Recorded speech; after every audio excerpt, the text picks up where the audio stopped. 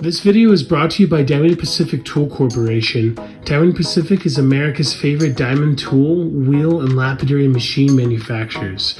For nearly half a century, Diamond Pacific has set the industry standard for diamond lapidary equipment. Join the majority of professional lapidaries and choose Diamond Pacific products such as their Nova wheels, Pixie, Genie, and Titan gem makers, as well as their wide selection of other high-quality lapidary diamond products. Check out Diamond Pacific today and find out why they're considered America's premier diamond lapidary tool manufacturers.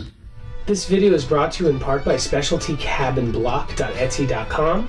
Specialty Cabin Block are the manufacturers of some of the best lapidary block material available on the market today, and also provide a fantastic cabochon cutting service. Specialty Cabin Block is proudly made in America and make very unique block materials that no one else is really making right now on the market. Check out SpecialtyCabinBlock.etsy.com. Make sure to use product code DAVE1 at checkout to directly support the channel. Well, that turned out pretty nice. Oh, that's fabulous. Is it jade? Yeah. Can you grab the flashlight out of my little pocket? Yeah.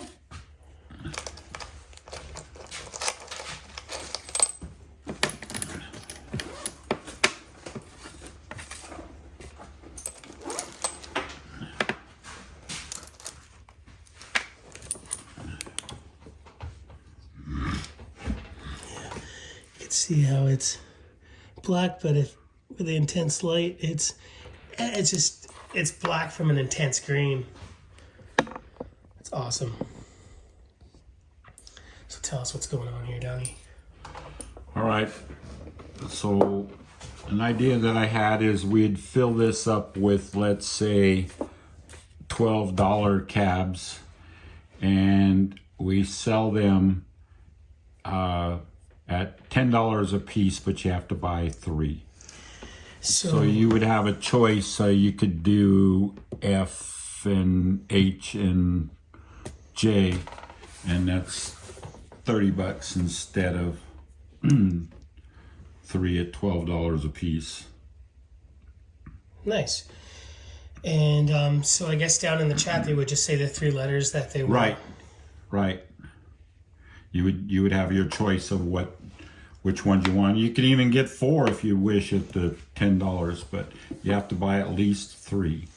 And then this will also help us if somebody, so there's more pieces in front of people, so if they want to see something like, hey, can we see D? You know, instead of just saying, hey, that red one in the bottom right-hand corner of the tray. Correct. That'd be really helpful too. All of these, this whole tray here, you pretty much cut 90% of them, huh? Right. That's all new stock. Ugh. Since Friday is a work day, I figured we'd start at like 4:30. But I will come over early so we can get some prices organized and stuff. Okay. These gem silicas are fabulous. Do you think they're from Nevada? I am not really sure. When people say gem silica, sometimes they'll say gem silica when it's just like malachite with a little bit of quartz in it. This is what I call gem silica. That is the real deal. So, like, do you think, would you ever put, like, say these are all 12 and you put, like, let's say, like a 50 on there? Will you ever mix Yes, you prices? could. That would just encourage somebody to, that one's going to go for sure, but it'd force them to buy 2 or 3 more. Nice. It's a wildcat.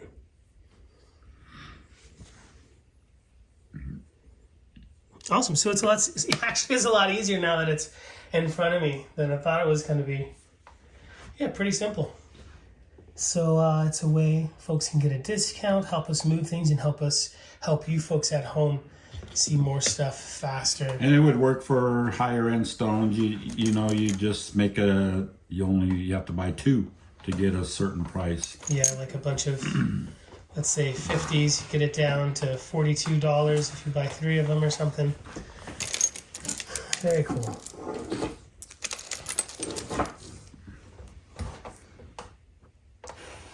Easy peasy. Stone flat down. You gotta put it right here and slide it. Oh, trippy. That's how you get the no air bubbles?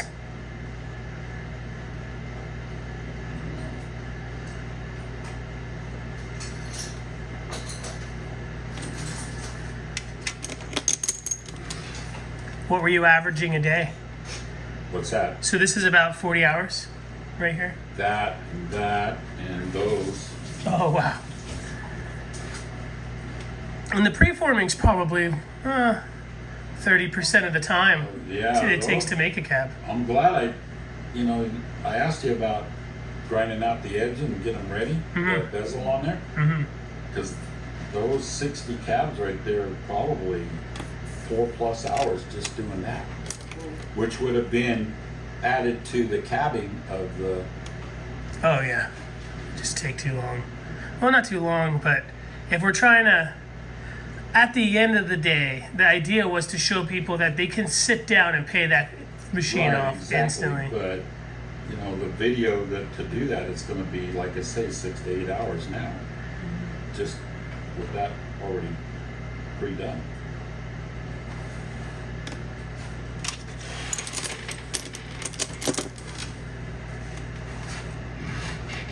This wood here is like darn near translucent. Can you hand me that light? Yeah.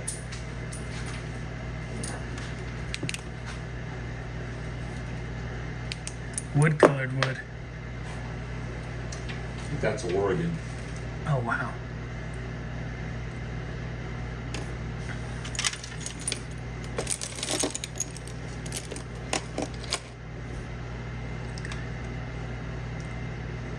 This is a palm?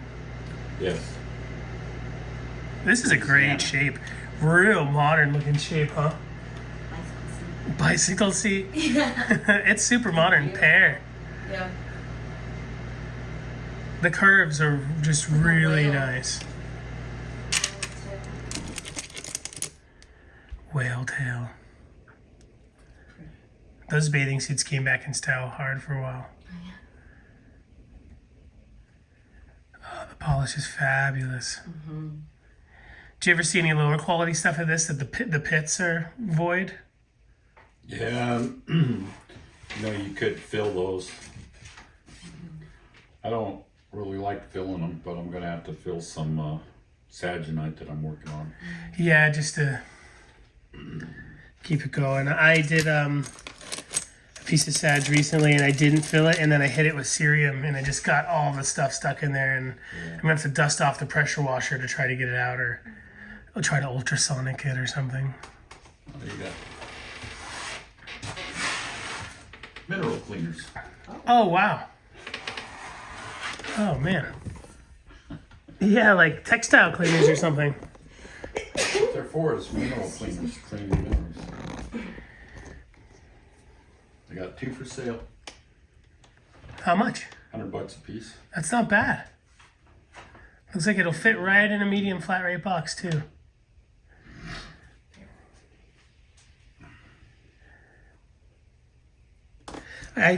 Did you see that I cut a cab with one of your stencils on it? It had inside curves and outside curves. Yeah.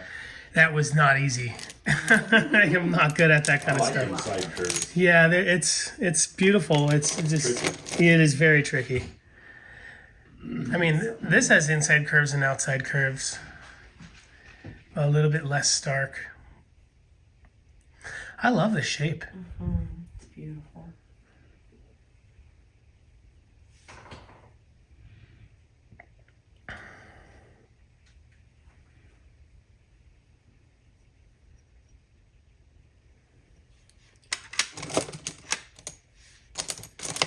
Oh, this is a great Arizona wood here.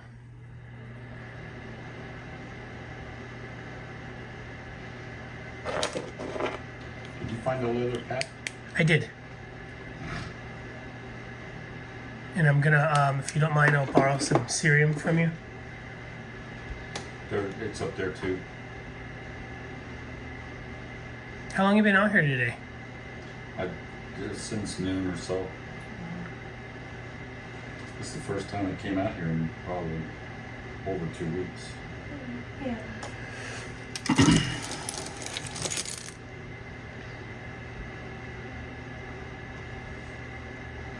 Where was that red palm root from in California? Was it from the Calico area?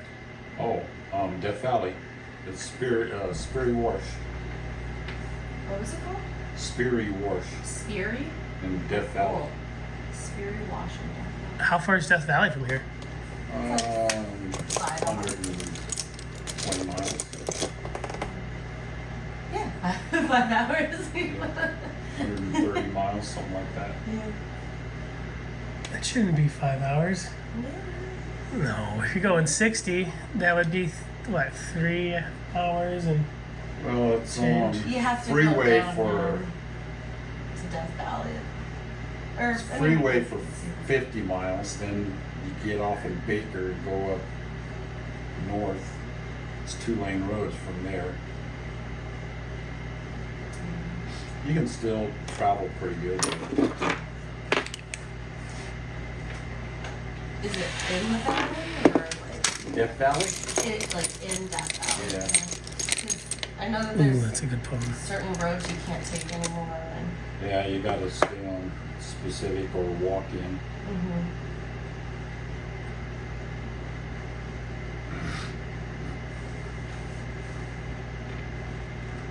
When I show these off, I try to show a lot of the same type at the same time because I put a title on the bottom of what it is. And so I don't have to sit there for 2 hours writing the titles over and over and over again. Yeah, see, this one has some voids in the pits. It's not very bad, and actually it gives it some character. On the face, it doesn't really have any of that. I don't like filling. Yeah, me neither.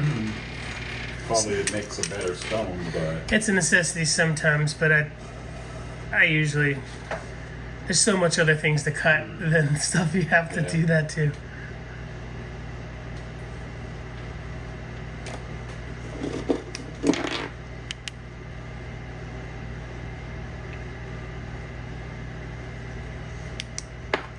What was your favorite show in Oregon back in the day? Oregon? Mm-hmm. Portland. Nice. When was the last time you did that show? Oh, it's been a long time. The shows changed, and it started to conflict with other shows, so we had to drop Portland. Yeah, I hear like there's, what is it, during the Monterey show, there's another big show somewhere out here. Red Carpet, I'm not sure. Santa Monica. I don't know. Is that a good show? Was. don't think they do it anymore.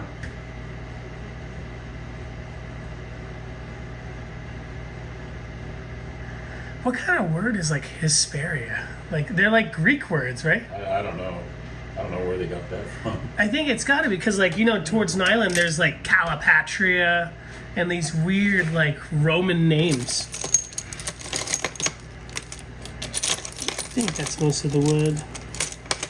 Probably have to. Oh, here's another one. Probably have to do a little bit of editing. This one's sweet. Is this even wood or is this like polka dot from Oregon? Oh yeah, that's. I think that's that sunflower or sunrise agate that I was telling you about, the Oregon sunrise or something. Oh wow.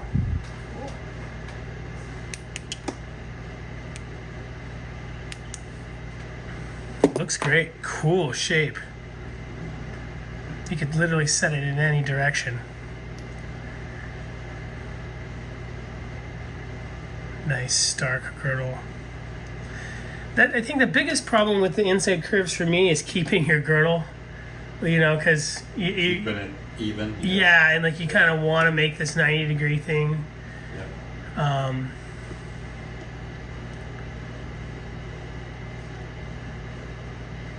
I still struggle on that, but I try real hard to keep that bezel even all the way around. Does not look like you struggle. It definitely is perfect. If you do something right, people won't know you did anything at all. Or tried very hard. Once you know where your weak part is, and you watch for it all the time, it's easy. My weak part used to be the points. I'd always get those points real thin. So, you know, I kind of watch them now and I concentrate on that more than I used to.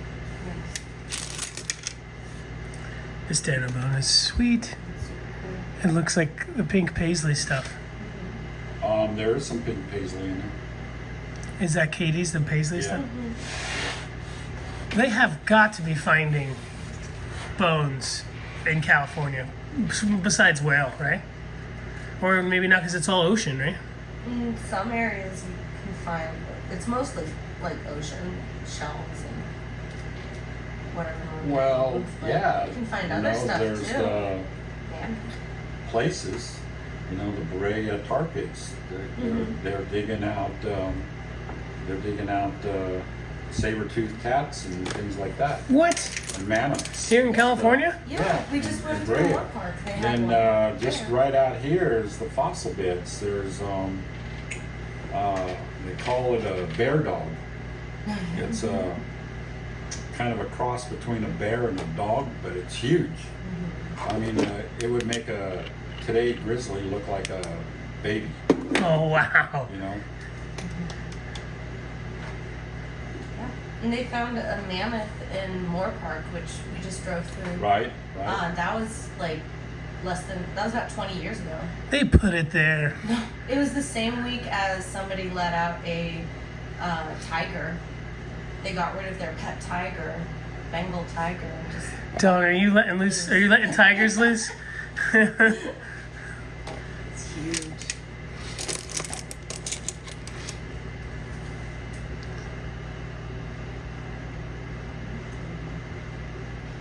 There's camels that were found at the fossil beds right out here. I didn't know there was ever like an indigenous camel to Americas. It's awesome. I knew, like, I heard stories when the Spanish were coming over that the camels thrived out here. Yeah, probably like- there might be some at the shop. My aunt had some camel tracks that were from out here at the shop. They still might be at the shop.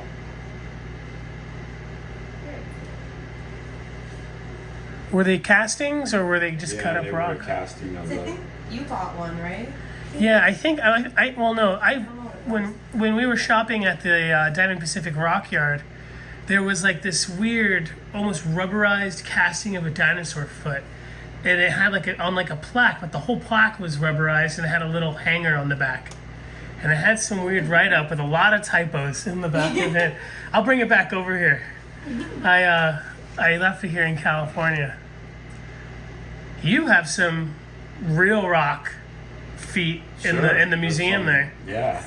That great big three-toed one? Yeah. If you look at it close, you could actually see the scales Oh, what a trip. still on there. That is cool. Where do you think those came from? Oh, those come from Utah, or the coal mines in Utah. I know where those come from. I remember, I think you told me a story about that. The second time I was here. See, they go in there and they mine out the coals. Now, all the mines have to have a geologist on site. So they go in there and they mine out all the coals, and then when they're done, you can see in the roof where the dinosaur walked across. So cool. Okay, so now in Utah, they got to backfill that cavity or collapse it. So either way, it's going to get destroyed, but they don't let nobody in there. Well, I knew a geologist that got us one. That's fabulous. Lucky ducky.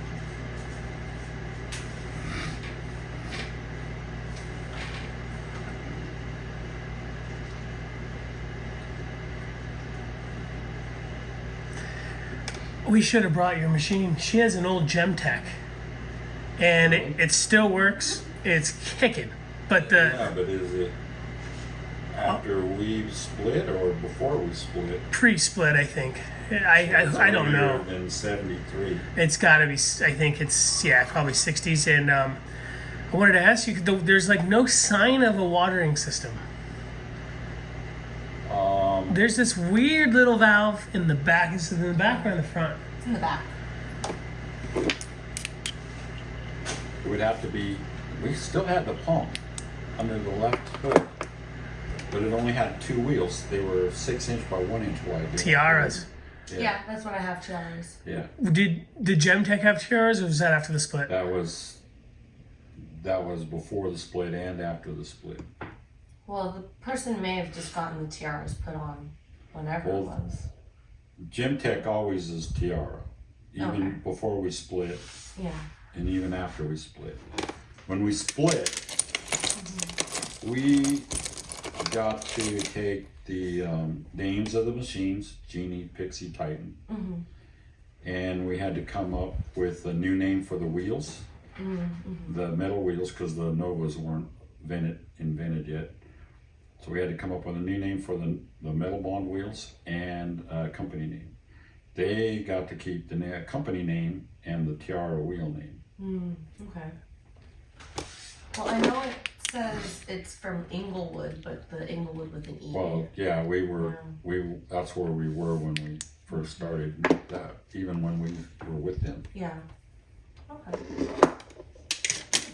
Even when we split, we were still in Inglewood for a couple of years. Okay. So it really could be anytime then. Yeah, that was terrible, that place. What happened? Just bad neighborhood, you know. Yeah. Oh yeah, rough. So when we split, okay, we live here. So we'd go down there as kids. We'd just all go down there and sleep on Uncle Bill's floor. Oh, cool. And then we'd stay there for 2 or 3 days and go to work, and then usually it was weekends, and then come back home and go to school. So, you know, but to make the best of it, we worked day and late into the night. Oh, wow. We were working 12, 14 hours a day, you know. So, you know, in the evening, you'd step out there and there's gunfire going down the street and the cops yelling at you to get back in. And, Oh, wow. and then late at night, and they blow up a car in your parking lot. The next morning, there's a burn up car in your parking lot.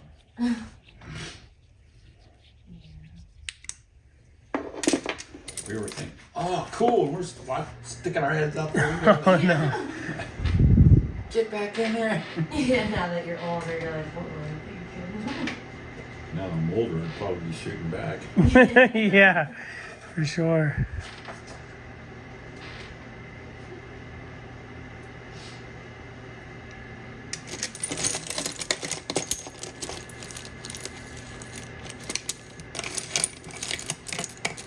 Yeah, we had Bendelec spools on there for polishing. For a phenolic type material. We charge it with diamond compound. That's what So does your machine have that? It was brown. yeah. The dark brown? Yeah. Yeah. I have a video of it actually, the machine. Let me see if I can get a still from it. Oh, a lot of people have been asking me for the fire agate. What, can we do some of those during the sale too? Oh, sure. Perfect. Got to come up with a price. Yeah, we're gonna come here early and figure that out. I think they're all worth.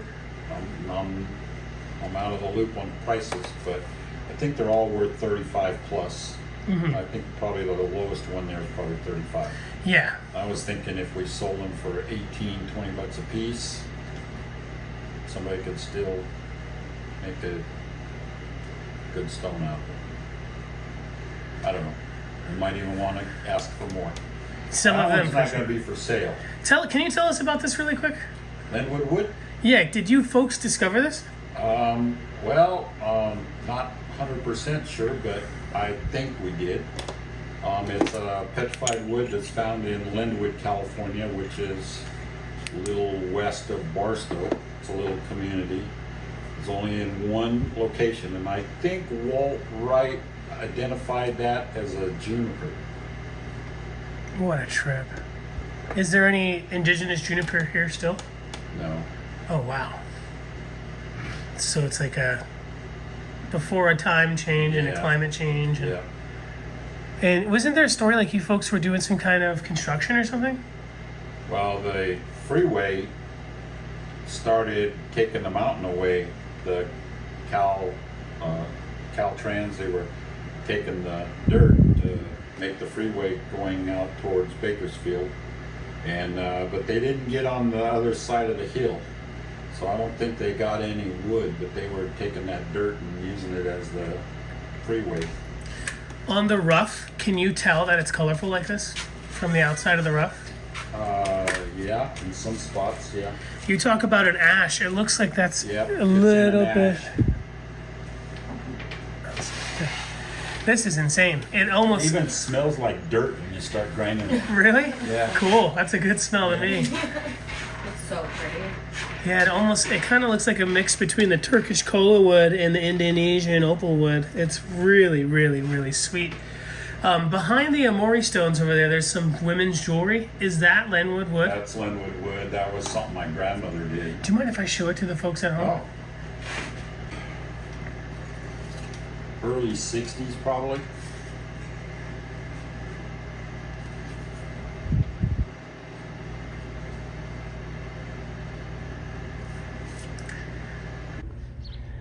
It's a little tough to see in there.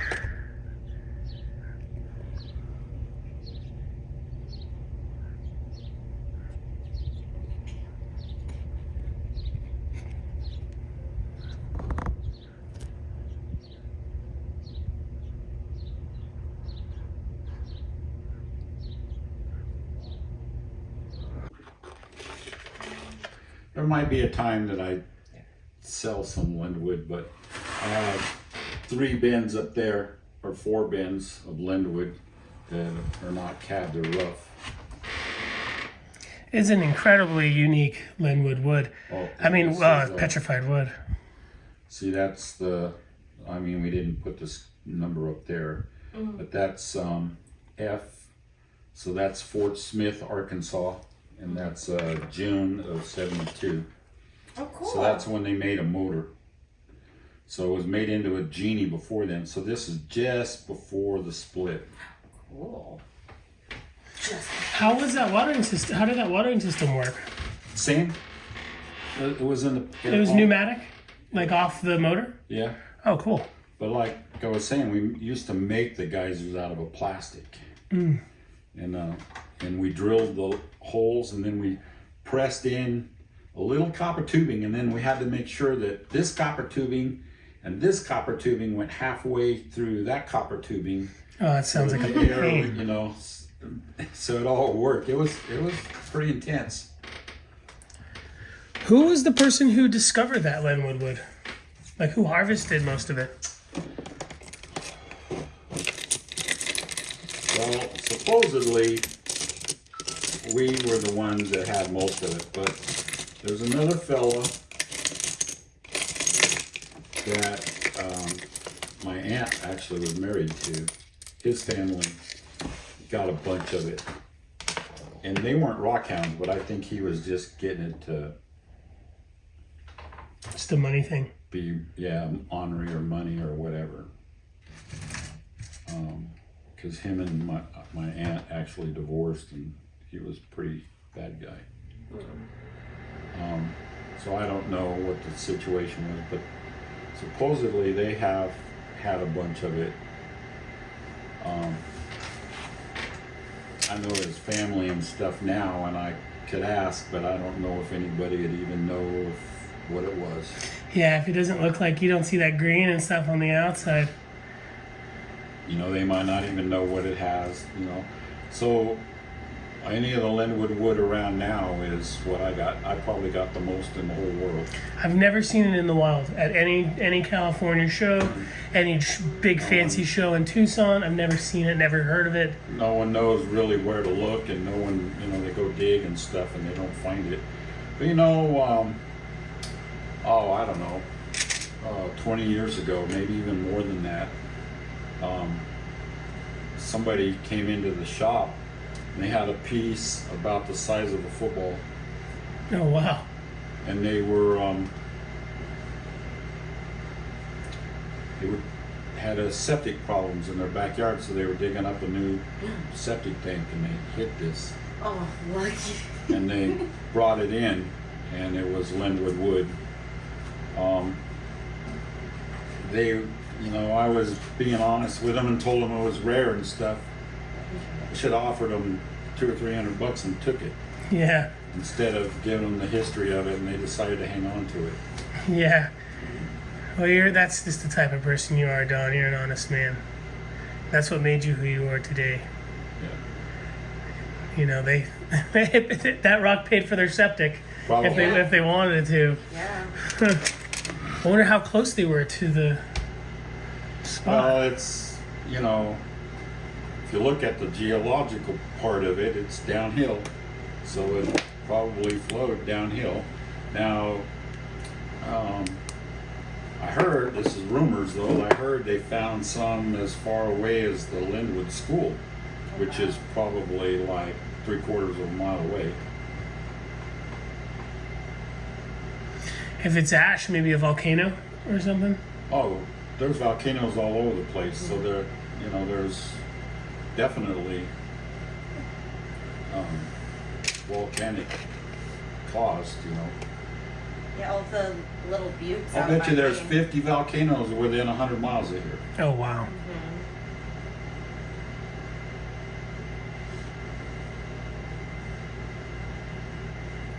Volcanoes aren't real. I'm just kidding. He doesn't believe in gravity, so. No, I'm kidding. Anything involving that. I'm just being silly, just being goofy. I do watch those funny videos on YouTube though.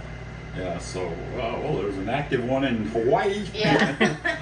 That's the man. Government. These dinos bones are super silicated. They're really nice.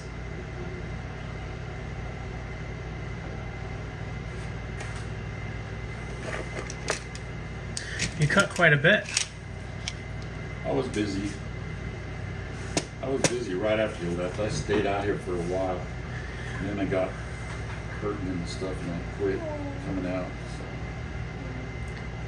How have you been lately? Not good. Just hurts. My shoulder's hurting. I thought I could come out here and maybe grind today, and my shoulder started hurting, so I just finished up with a little batch I had there. Yeah. And then my mom called me at 8 o'clock last night to took her to the hospital. Oh no. Is she okay? Yeah, she will be. She's got to have surgery tomorrow. She's got a appendix. Oh no. They couldn't do surgery today because she's on blood thinners, so they got to stop her blood thinners. And So she's scheduled to do surgery tomorrow, unless it erupts. Then, Yeah. Gotta do what they gotta do. then they called this morning, and my aunt, or my wife's aunt, or my aunt too, that she's actually caretaker of. They put her in the hospital this morning. Oh my gosh. So there's two. I said, who's the third one? Yeah, this isn't always three, right? Oh my gosh. Who's the third one? Our friends got in a car accident, so Oh. they had to go to the hospital, so they were going to say that's the third. Yeah. Third and then fourth, I We were supposed to be at the Big Bear show. guess. We went up there yesterday. That's a beautiful place. Oh yeah, that's where David had his honeymoon. Oh, fabulous. It's a great time to be up there. The weather was perfect. Yeah. Beautiful. We used to go up every Memorial Day for a astronomy convention, and then they switched it because it was always a full moon, so it's like right in August. You know what we always used to do on Memorial Weekend? We used to go out to the Harper Lake Yacht Club. Oh, cool. What is that? So up his alley, so Catalina wine mixer. So you don't know, you're not from here, so you don't know. I have no idea. For all I know, it's in the Harper Lake. desert. Harper Lake is right out that way, about 20 miles, No, so not on the ocean. and it's a dry lake. So we started it as a family tradition on Memorial Day weekend, because there was a 3-day weekend and people could come in from longer distances for the weekend. And we would, we had a little cove in the dry lake, and we put up, we took all our campers out there, and like a old wagon train, circle around, circle up. Yeah. But, my cousins down in LA and stuff, they had land sailors, so they brought their land sailors up, so there's yachts. That's hilarious. Of course, we were all into flying, so we'd land the plane on the dry lake and Oh, wow. Yeah. we'd give rides. And Like then the desert California. we set up a section over near the sand dune part of the side of the lake and set up a shooting range. Oh wow. So you could go out there and shoot skeets or targets or whatever. Of course, you could take your motorcycles out there and do whatever, or motorcycles, dune buggies. So we had a full weekend of just fun. That sounds awesome. We had a friend that took an old beat up car and put boat sides on it and drove it out there as a big yacht with a big sail on it. So funny. It was just fun. One time we landed the airplane too hard, and you hit real hard, there's like a radio device in there that will set off an alarm, Oh my gosh. like a crashed plane. Yeah. So it set off the alarm and we didn't hear it. And pretty soon there was a helicopter or a fixed wing airplane circling. Oh, wow. Yeah. So it was getting near dinner time, so my dad jumped in the plane and went up there and signaled and come on down for dinner, but he was running away because he's seen all these cars and stuff thinking it's a drug thing. Oh, gosh, So he's trying to no. get away from my dad. And so my dad come back down and landed again, and pretty soon here comes a big Huey helicopter from Fort Irwin. And they landed and all these guys jumped out with automatic rifles and stuff like that. Of course, my cousin from LA, he was a gun freak, so he looked like he had a big beard and he looked like It looks like it works for the Mexican cartel. Bandinos with Yeah. a thing going across Oh, God. this way full of bullets and whoa! Yeah. We're just out here barbecuing, having fun in the dirt. That's fun. So that was an annual thing. And right now, look at the weather now. Yeah. This is Memorial Day weekend. Typically then, when we were doing it, it was 110 plus. Holy smokes. So it's way cooler now, right? It's cooler We're in now. a weird cool spell for a long Oh, time. they keep complaining about global warming. I think global warming is great for us. Because we haven't, I don't think we've been over 112, 113 in the past 7 or 8 years. Yeah, it's been hot. It's been in the All around us, Yeah. But here, typically here is 118, 120. Right here. And we haven't had those kind of temperatures in 8 or 9 years. Too consistent to be a coincidence, huh? Yeah.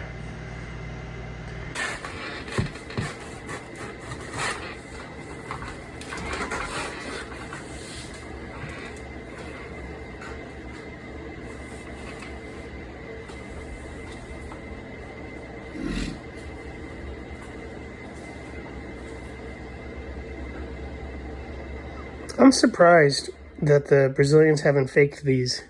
Because, you know, they fake a lot of crystals. They'll just take raw quartz and make them into crystals. And they even supposedly etch them to make it look like it has the crystal stuff on the outside. But I've never seen a fake polyhedron. Well, I doubt if that one's fake. No, it's just not fake. It's real. It has the rind on the outside. With all this writing from probably my grandmother. No, I know it's not fake.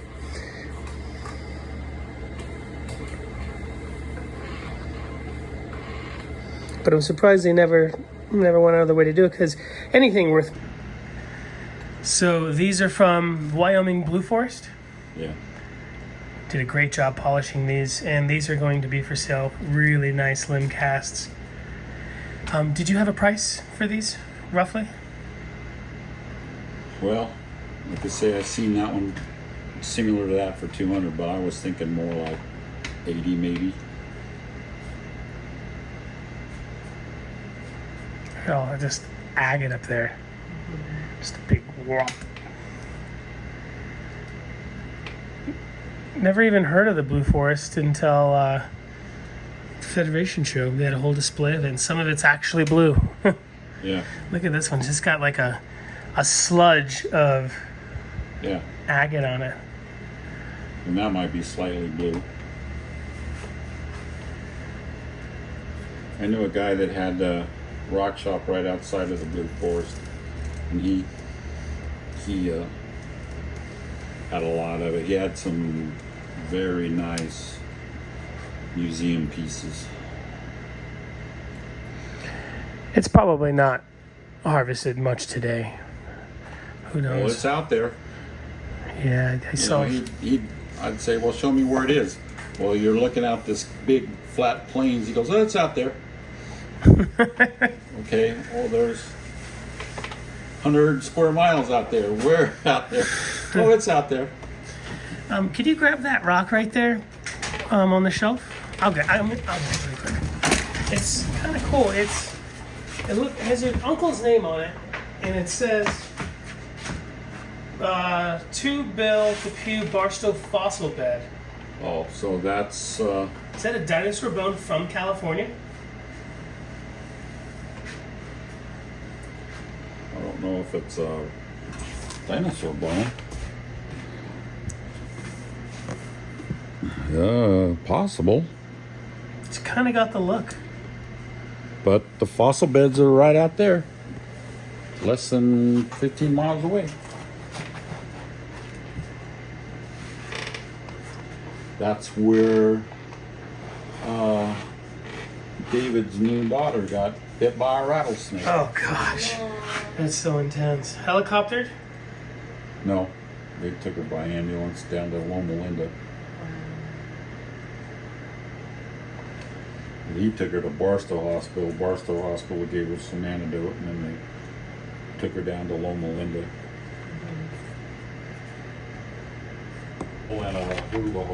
Okay.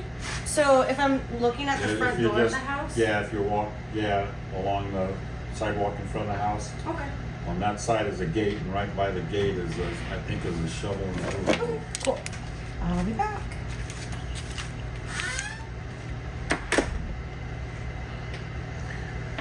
So I saw when I was grabbing the leather, there was the adapter for a buffer in some 50,000 diamond spray. Did you spray that on the buffer? Oh, cool. I've never seen anybody do that before. Yeah, my friend in Utah does it. Does a great job. I knew. Take the diamond spray, shake it up, and then work it. And next time, and then work it. I knew somebody was saying that that's probably good for if you have vugs and stuff because it's not going to get stuck and you can't see the diamond anyway. If there's anything in there that you want to take with that genie, go ahead. You want to take that and try it, go ahead. I'd love to try it for some vuggy stuff, especially I've been cutting a lot of the lavic stuff and that stuff's got so many vugs. Yeah, I'll definitely show people that because that's a cool trick. Because that's what I always tell people, because there's two brands. There's the Glad sandwich. Those are little sandwich boxes. So there's the Glad, and then there's the Ziploc. You want to get the Glad. The Ziploc's a little too small, and the 5.5-inch disc won't fit in there. So you got to get the Glad brand, and then you can just put whatever compound you want on it, slap the lid on it, and write on it what it is, and then it's not contaminated. yeah, at that fine of a mesh, a piece of sand. I mean, what is a piece of sand? Yeah. 80, 100. Anything could contaminate those. Anything with loose abrasive can be contaminated easy. You know, everything that's permanently, like Novas and stuff like that, those are all permanently bonded and hard to contaminate. But anything with loose polishes, the sprays, all that, those could be contaminated easy. Do you think all this Mojave blow sand was beach bed at one time? Like the ocean floor? Well, everything was ocean at one time. Because it's like a really... You find Turritella on the top of a mountain in Utah. Yeah, right? Trippy.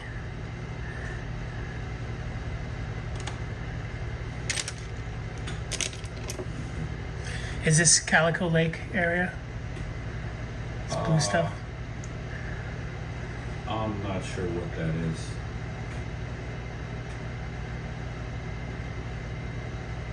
I think it's too blue to be Katy.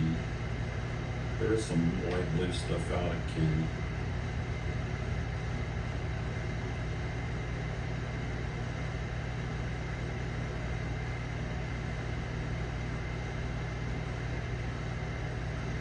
There's a Dawn signature inside-outside curve. Those are tough.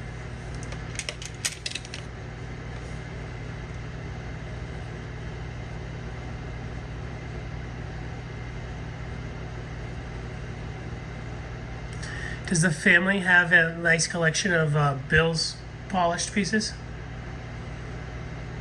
No.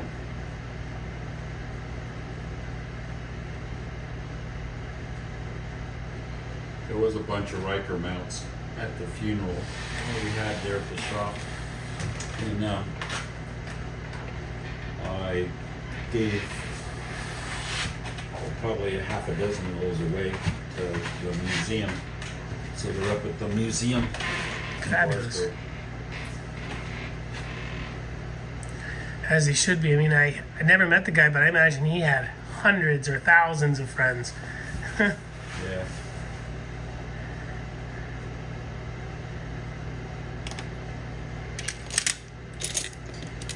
He didn't really go to the shows a lot. The only ones he liked were Tucson and Quartzsite. And of course the Barstow, so his major friends were local Southern California people that went rock cutting with him.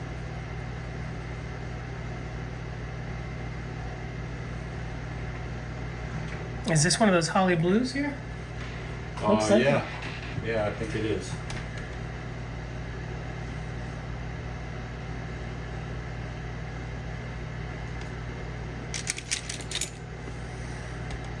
I don't know how many cabs there were. Oh, I should have kept count. 80 or so. I don't know. Probably more than we sold on one of my cab sales. Yeah.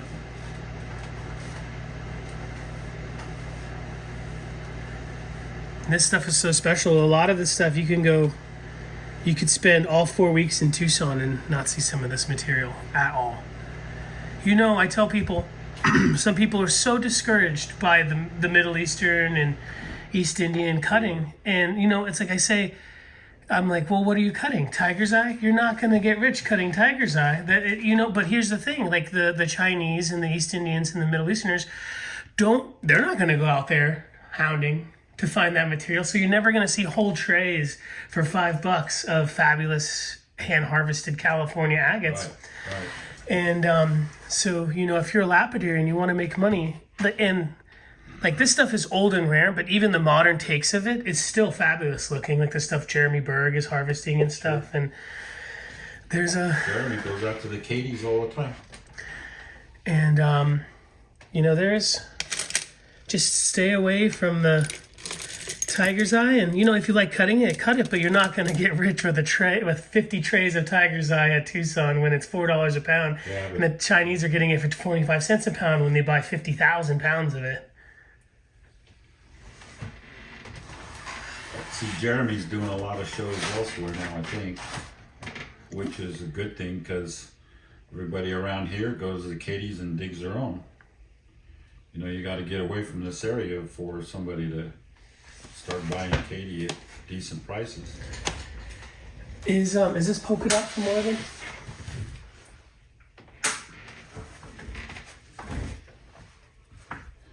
Oh no, that's calico saginate. Calico here local. Oh, it is saginate now that I'm looking into it. It's like bursting.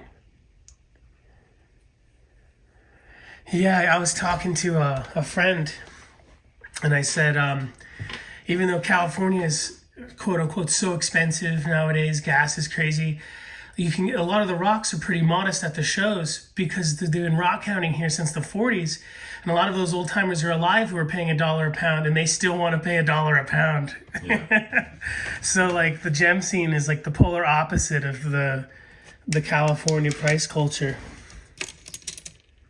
Is that Montana? It's got to be in Montana. Just a really weird one, right?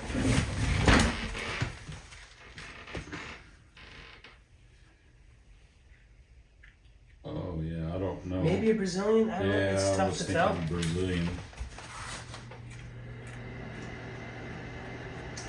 See, I think I still got that.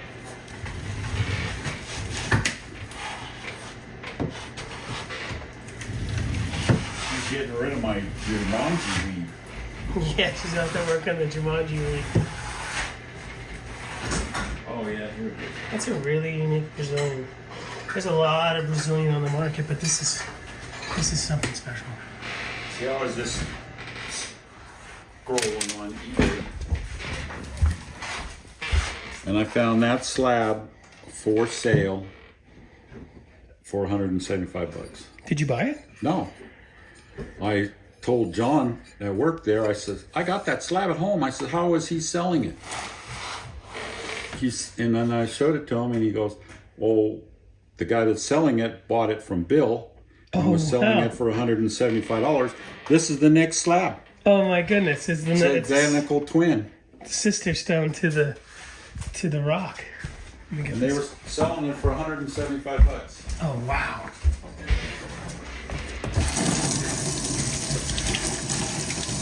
Yeah, even though people are willing to, they want that $1 price. It's not a $1 world anymore. You can't buy a bottle of pop for $1. It's $2.79 for a 20-ounce Coke. Yeah. And this, you cut this up, easily $400 or more, depending on how you do it. Yeah. Well, I seen that slab and I go, how? I got that slab in my shed. That's nuts. And you gotta pay attention to those things. But I seen it and I recognized it and I said, I got that slab on my shed. How's he selling it? And then I talked to John and John told me that's from Bill and he cut it up and he sold a piece. And then that's the very next slab. That's awesome. Bill's material is legendary. At one of the sales in Wisconsin, we were selling a slab of Top Notch. And a gentleman named Patrick, Mojave Mineral Miners is his company. He's a young man. Oh, I see him on Facebook, yeah. He said that he had the sister slab to a piece of Top Notch that you had, that he got back in the day from somebody who got it from Bill. Yeah. Was Bill always a rock hound, or what did he get into it? Just like... He was always a rock hound. Well, probably as a kid anyway. And your grandmother who owned the rock shop, who was he to your grandmother? A nephew or? Who? Bill? Yeah. Son. Oh, wow.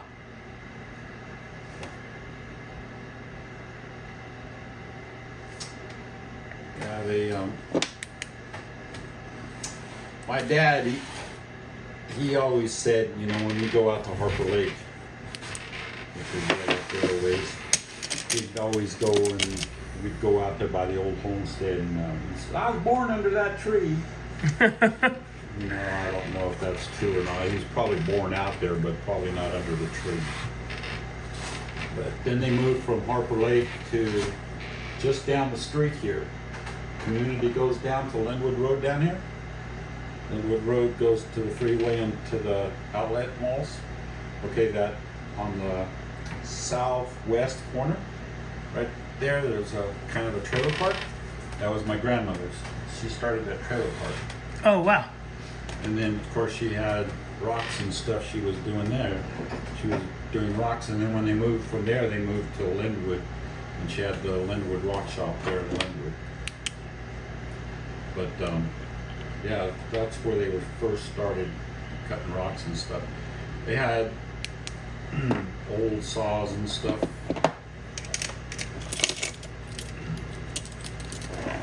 My dad burned up a 36-inch saw, caught it on fire. Oh, no.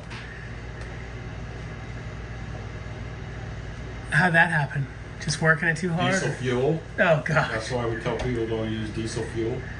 Because, you know, if you cut rock and you're using oil and stuff, and go out there at night, turn all the lights off and look in the saw, you'll see sparks coming off that blade like crazy. Oh, wow. You don't see them in the daytime. So that blade is creating sparks all the time. So if you get it hot enough, you know, the blade gets dull and the sparks get hot enough and stuff, it'll ignite diesel fuel. And then, you know, in those days, what they did is they built a concrete wall, a U-shaped concrete wall, keep it out of the wind, and the saw was in there. So when the thing caught on fire, what did he lose?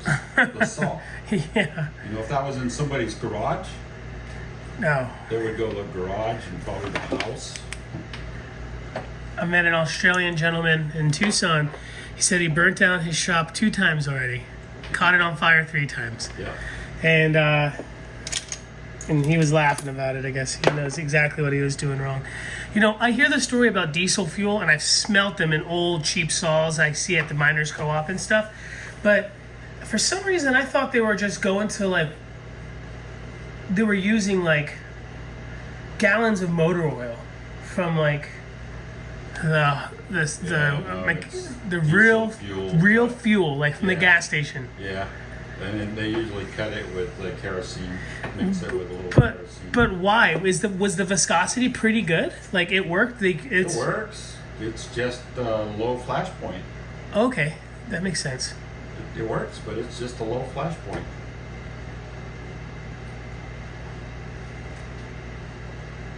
And then people were using, which I don't really care for, or don't even like the sound of it. They were using transmission fluids from like old transformers and stuff. Oh, weird. Yeah, so that doesn't sound too healthy. Is this just a really loose celled bone? It's tough to tell. Yeah. Yeah, it's just a super weird loose cell. It's what they call spider web. Trippy. See it? Your lamp there, that's from a genie, huh? Yeah. That's cool. Well, actually, it's longer than the genie. Are you guys cutting them to size? No, you can order them long like this. We ordered them for shows real long, so they'd go over the top and shine on the cases and stuff. So we have a lot of the long ones, so I brought them home for this.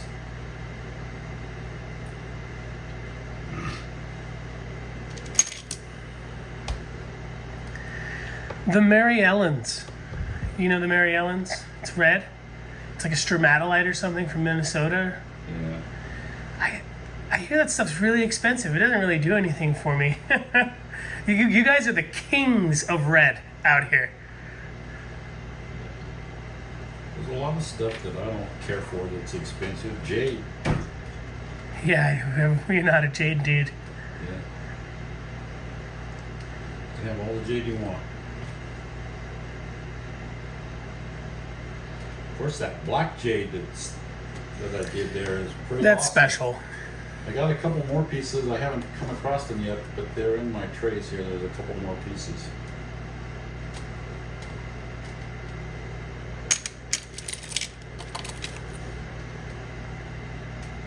Takes a really nice shine. Yeah, there's rock people are rock people, opal people are opal people, not necessarily rock people. Turquoise people are turquoise people, not necessarily rock people, and the same thing with the jade world. And they have their weird own sets of polishing. A lot of fine jade people to get rid of orange peel. They use wood spindles. That's weird. Well, that's what the Bindlex spool was good for. It was good for undercutting stones. And I guess I've read some stuff on it, and when the advertisements for these machines would say you would usually hit on the wood at about 400 grit. So like you were doing a little bit of work before those spools. You're not Right. Well, the spools were, of course, we had the 80 and the 220s still. We still had those. But then the spools, we went 325, 600, 1200, 14,000. So you had four still, so it still was 6 grits.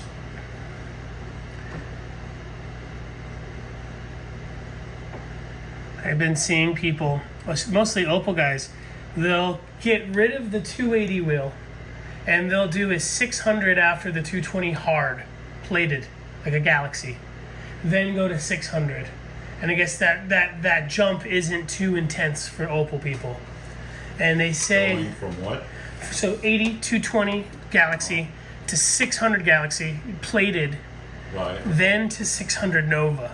And I guess for opals, it works really well. I imagine for agates, you probably have a hard time. You'd probably get a lot of little facets on the 600. If you keep it still, yeah. You know, I still do the regular setup on opals. I don't change my setup on anything. If it's a soft stone, I just light the pressure. Look at the eye that comes alive. That's pretty cool. Oh, yeah. Like the Lord of the Rings.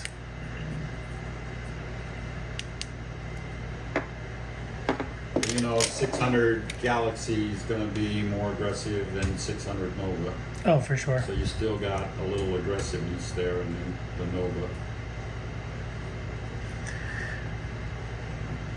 And the gentleman I saw doing it was on TikTok. I think his name was like the Opal Guy or something. And he was using another company's brand. And as pretty much anybody who's ever used your products know, your 280 is incredible. And I would rather use the 280 than the 600 because I'm not, it's, you know, my biggest problem, and I think a lot of people's problem, when we're wearing out our 280s too hard, because we need to be like drying our stones off and looking, because we're actually getting through 280 a lot faster than we think we are, but we're not doing a good enough job with our 220 getting a dome, so we're like wasting time on 280. You're trying to get 80 scratches still out. Yeah, and yeah, we're not doing enough on our 280s. Like if you're good at maintaining your dome and paying attention to it, you can do 220 pretty fast without looking. I mean, I don't really look, dude. I have a good touch and stuff. Yeah. But everybody, even pros, go through it all and be like, damn, I missed this one. You got it. I mean, it'll save your wheels. You might even find some spots there, but I look and I look and I look. I haven't seen one yet. I look at each step. I look at each one as I finish it there. Then as I come over here, I check it again before I put it in the little tray. And then occasionally I'll still find a spot on one. Why do you think they shut down the Pride Day plume stuff? I don't know.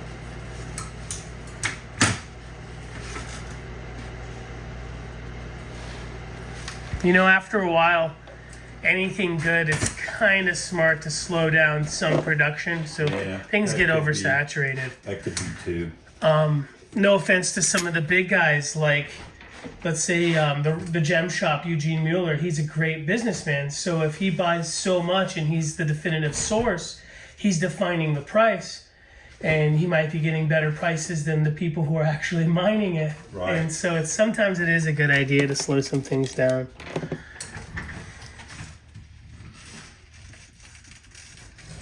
Maybe I won't have to hire weeders. Yeah, she's out there cronking it, huh? This is a weird one. This looks like it might be... Who knows? I mean, it's definitely I Katie's. called the guy down the street. He's actually related. To you? Yeah. Nice. He's a unique landscaping down the street. But he wouldn't come over. He wouldn't come over and give me a quote. So the heck with him all. Yeah. Go with somebody else. I had somebody else coming and I stopped him because I wanted a quote from him.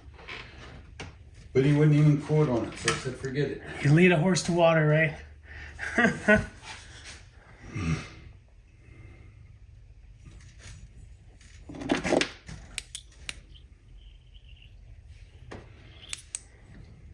can't do it anymore. You shouldn't have to.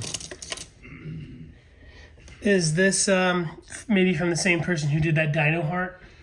Yeah, I don't know what it is, but yeah.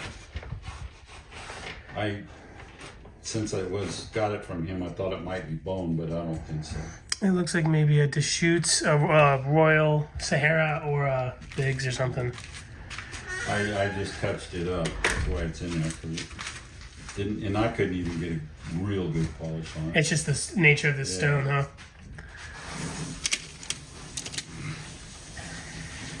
Are you a fan of the brown, natural, organic Jaspers?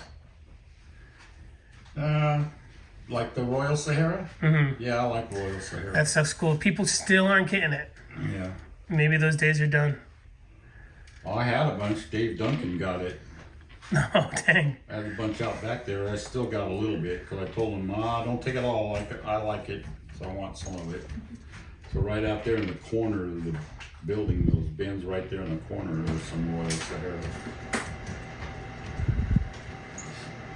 Deschutes is like a place in Oregon, right? It's not really like a claim because there's like thunder eggs there and stuff. Deschutes and Biggs are pretty much the same. And so, what's the difference? Well, there's a hill. And they cut a road through this hill. Well, on the east side is Deschutes, and on the west side is Biggs. Oh, wow. That's the truth. Pretty much that's it. It's just different spots Yep. on the same mountain. Yep. They cut a road through the middle, and it's like a deep cut. You know, it's 2-lane road going through there, and it's like 30 feet up to the, instead of going over the mountain, they just cut a groove through the mountain, and one side's Deschutes, and the other side is Biggs. Where's this red scenic from? That's Apache Rhyolite, Arizona. It's fabulous. Some of it looks like the Everglades. This kind of looks like... The desert scene. Yeah, it kind of looks... Just some weird little cedars there. So you got rid of my Jumanji weeds? The ones that grab you coming in the door?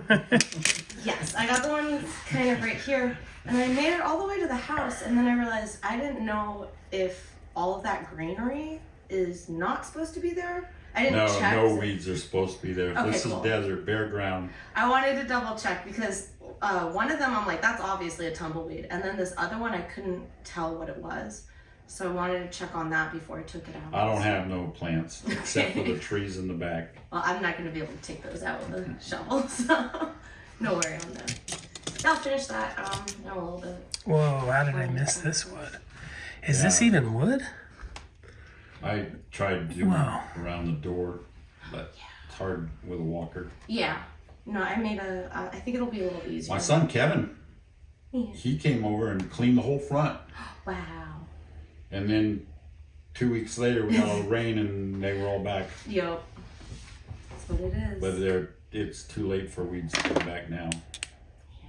Well, those ones are certainly except trying. in August. This looks like a crater. Yeah. In August, we'll start getting or maybe mid-July, we'll start getting the goat heads. Mm-hmm. Those, I hate those. They're terrible. They have a weird smell too. But they're easy though. I can just scrape my shoe and they come up. Mm. Yeah, I wanted to like make a roller cart thing that has removable pads, so that you could do that and you just remove the pad and it's like a burnable pad, something like compostable or something like that. I don't know. Yeah, maybe like insecticide inside, or not insecticide, but like infanticide inside it. Well, all this little dry grass stuff. Yeah, that's horrible. Yeah, so my granddaughter came over and she kind of did the backyard. Mm-hmm. She kind of did a path so I could water the trees at least. Nice, yeah. And that side near that fence is the grass, and then this side is tumbleweeds. Yeah. Which I'm working on somebody to come out and do those. Yeah. But the grass, I'm gonna tell them just leave because Brian will just take the burner and burn them. Yeah.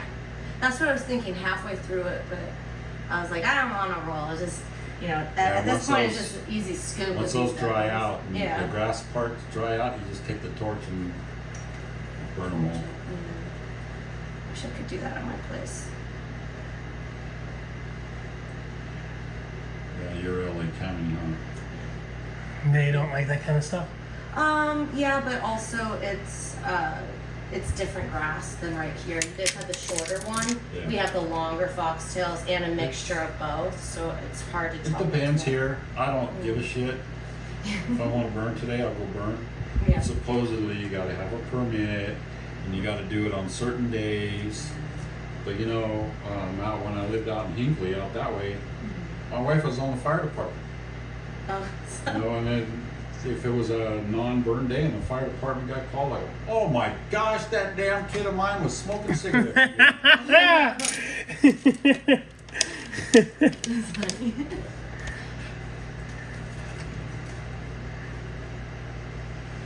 Let's see.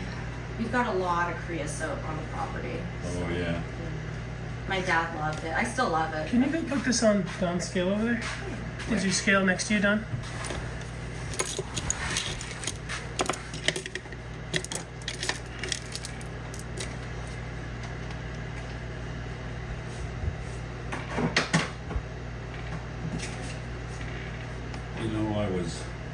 I burned my trash too. I'm not supposed to do that. I think if it's burnable, it doesn't matter, in my opinion. But if it's plastic, obviously that would be Well, not ideal. But we have to go to the dump because there was no. yeah. I finally got a dumpster and all that because they started going out there, but they don't go everywhere. 35.5. Grams? Yeah. They don't. No. Carrots. Carrots. Sorry. They don't go everywhere. Mm-hmm. So my household trash, I put in barrels. I had a shed and I had the back of the shed lined up with barrels. So when the barrels got full, time to go to the dump. Well, this weekend I had something going on, couldn't go to the dump. So the trash starts piling up. So I'd roll the barrel out away from the shed, and I'd go through the trash and burn the paper stuff. Yeah. So now it made a little room for maybe next weekend. I had time to go because I was working. Yeah. So I burnt a bunch of trash this one Saturday, and then I put the fire out. After the barrel burnt down, I put water in there, and there was still water in the barrel. Yeah. So I know I got the fire out. Yeah. But then I rolled the barrel back in line by the shed. shed caught fire. Yeah. No. Yeah, because there's something underneath. So deep inside. then it was like now dry grass. So then it was starting to go to my neighbors and go to their house. And it was going under their propane tank and to the next neighbors and the next neighbors. And I had 5 different fire departments here. And the local ones, after it was all put out, they said, Don, it looks like that barrel might have started the fire. He said, I'd kick it over and wash all that out of there and get it out of here because the fire inspector was on the way. Oh man. Because if I was liable, I'd have to pay for all that apparatus that was there. Yeah. All the fire departments. So they gave me heads up because they knew me. Yeah. So I did. But then when I got to looking away from the desk, away from that shed, because that shed was the 4-H, so all the equipment for the 4-H club was in that shed. That was a 4-H shed. Burned all their equipment up. Oh no. But there was a desk about 10 feet away from the shed, and there was a burnt ring around that top of that desk because it was a metal desk. Yeah. And so I was looking, and I told the fire guys, somebody set this on fire. Oh man. They used an accelerant and set it down right there, and the fire caught that ring and burnt that ring. And there was a guy, because I just came in, it was in the afternoon, I just went in and sat down and was relaxing. This strange guy come running. I got a fenced-in yard and a gate. He had to come in the gate. Yeah. And he had to come, not to the front door, but he came in the back door. Knocked on the thing, and then he came in the house. Your house? Yeah. That's a bad idea. And he's yelling, your shed's on fire, your shed's on fire. And then, of course, we all run out there. Yeah. And he disappears. Oh. He's gone. Creepy. Yeah. So where did he go? Yeah. That's so weird. Yeah. Usually you just stay. So I think he was the guy that set it on fire. And then I got to thinking, this is all weird. There's the signs of accelerant. I know that barrel was out. I know it because I'm cautious with the fire. Yeah. And when I kicked it over and got rid of it, like the fire department said, it was full of water. So I know. Oh, wow. So then it's definitely I know. not that. Yeah. Yeah. Wow. So, okay, who would benefit from that shed burning down? Well, there was a lady. She actually lives down the street here. The guy across the street was the leader of the 4-H, but he moved to Washington. And the 4-H had a boxcar. Well, that was their shed for their equipment. But when I went to get that boxcar, because I had to find somebody to move it, because not everybody can move a boxcar.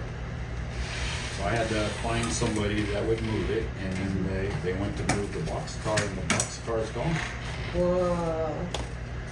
Well, there again, not too many people can move a boxcar, so I asked the people around, and somebody that was able to move boxcars said, yeah, I just moved it across the street to a lady over there.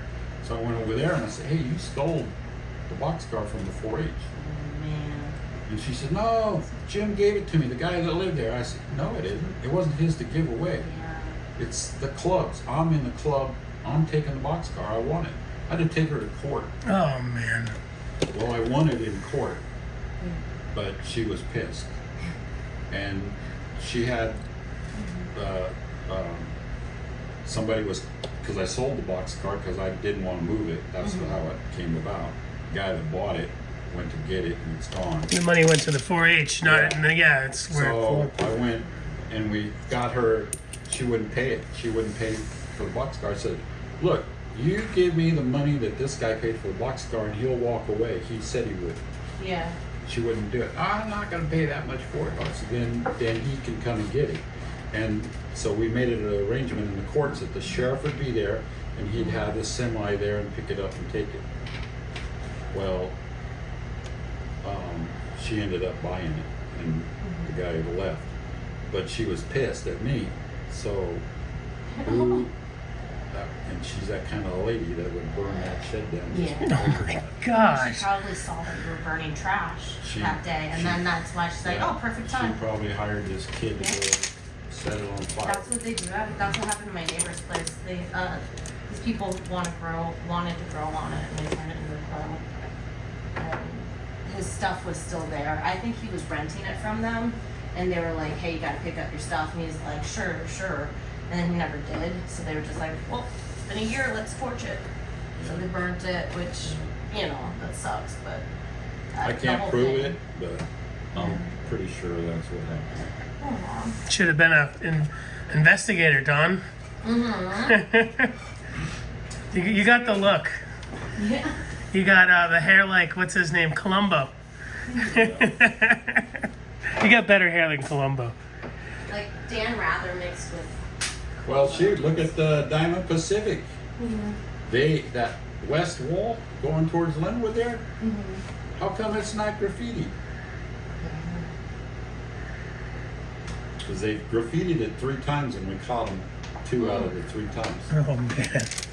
Yeah, once you catch them, they start getting nervous and they just don't like going back there again. Nope, that's why they don't touch it. Yeah. All the graffiti guys around here know that don't touch that wall. Because we track them. We're trackers. Yeah, Yeah. Did It's you part hear? of being in Did the you hear the desert. story? They go right up to the. They go right to the kid's house. Oh yeah. We tracked them right to the front door.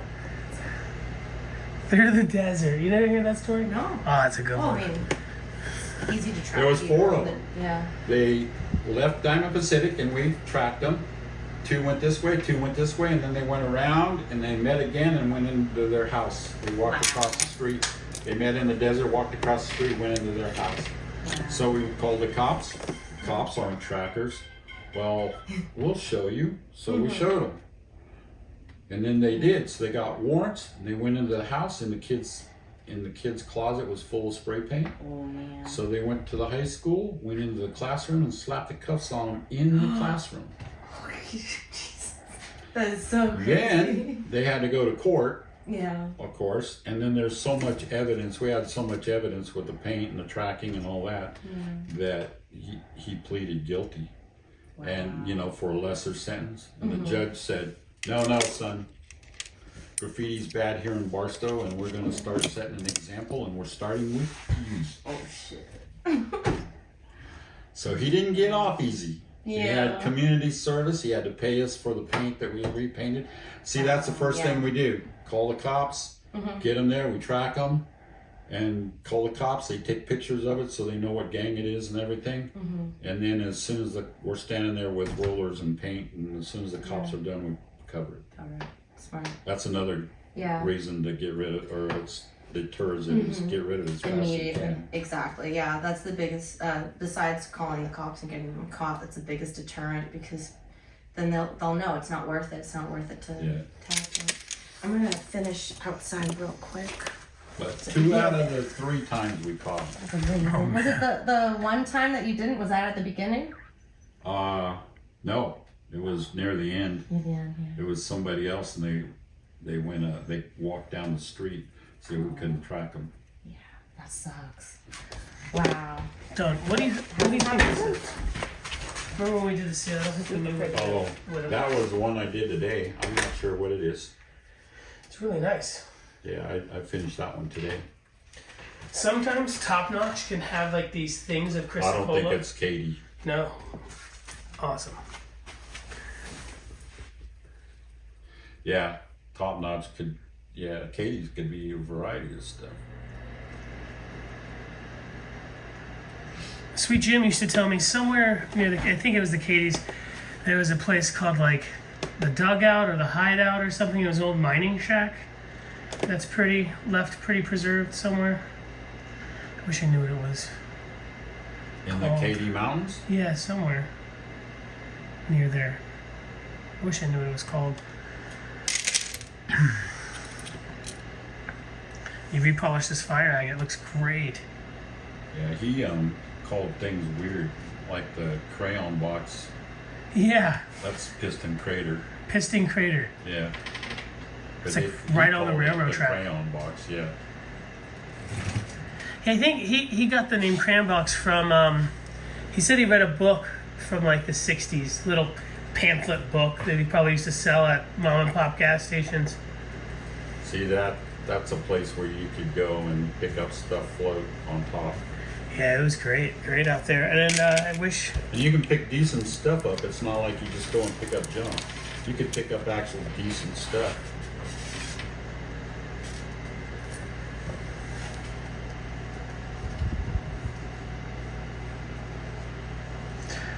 Bill should have wrote some books. His rock hounding adventures. I don't know if I think he was a writer, but he was a math guy. Good one? Good at math? Oh, yeah. I mean, he designed a lot of the machines, right? Yeah. But he, what's that called? The conjectural box theory or something like that? Never even heard of it. Sounds intense. Yeah, it is. He just sit around doing math? For 40 some years he did it. He was still doing things on that conjectural box theory when he died. There was, if you could solve it, there was $1 million purse. If you could solve it, you'd get the $1 million. And I think he probably went further than anybody ever did. Was the bounty for like because it's never been solved, or some one person knew it, or no, it's never been solved? No one solved it. But it just made sense scientifically that it could be solved. Einstein's magical numbers. Mm-mm. Yeah, there was that. He went further than Einstein. Oh wow. He was a brilliant man, huh? Vegetarian. Before it was cool. Now it's a fashionable thing. Like a pair of shoes. The conjectural box theory, I think he went up into the billions of numbers. Oh wow. And still didn't solve it.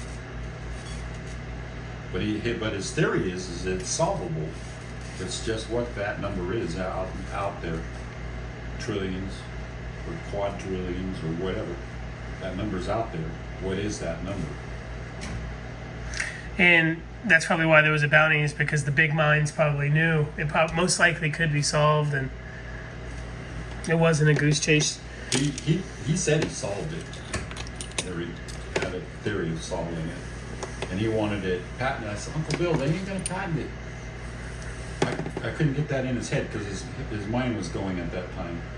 So, Uncle Bill, what is that number? You tell me what that number is, and now we can go somewhere. Oh, well, I don't know, but the theory of getting there is da-da-da-da-da. I said, okay, Uncle Bill, that ain't going to work. You got to have that number. What is that number? Yeah, start with the number, get the $1 million, work on the patent later. So anyway, I sent in a patent for him, or not a patent, but I don't know, it was something to protect him. So I sent that in for him, and he was approved, and it was passed. So his theory was sort of passed as proved. Oh wow! Was he alive when that happened? Yeah. He must have been stoked. Because he wanted to go. I want to go down to UCLA to the mathematicians down there and sit down and talk to them and tell them I got this done. So Uncle Bill, they ain't gonna listen to you. They're busy men. They ain't gonna listen to you. You got to have proof of this. So the only way I could talk him into not going down there is to turn in this paper to get it. It's sort of like a patent, copyright. Mm-hmm. That's what it was, a copyright. I had to get his paper copyright. I said, you write your theory down and all that, and I'll turn in your paper to the copyright and get it copyrighted. And we did, and it was approved.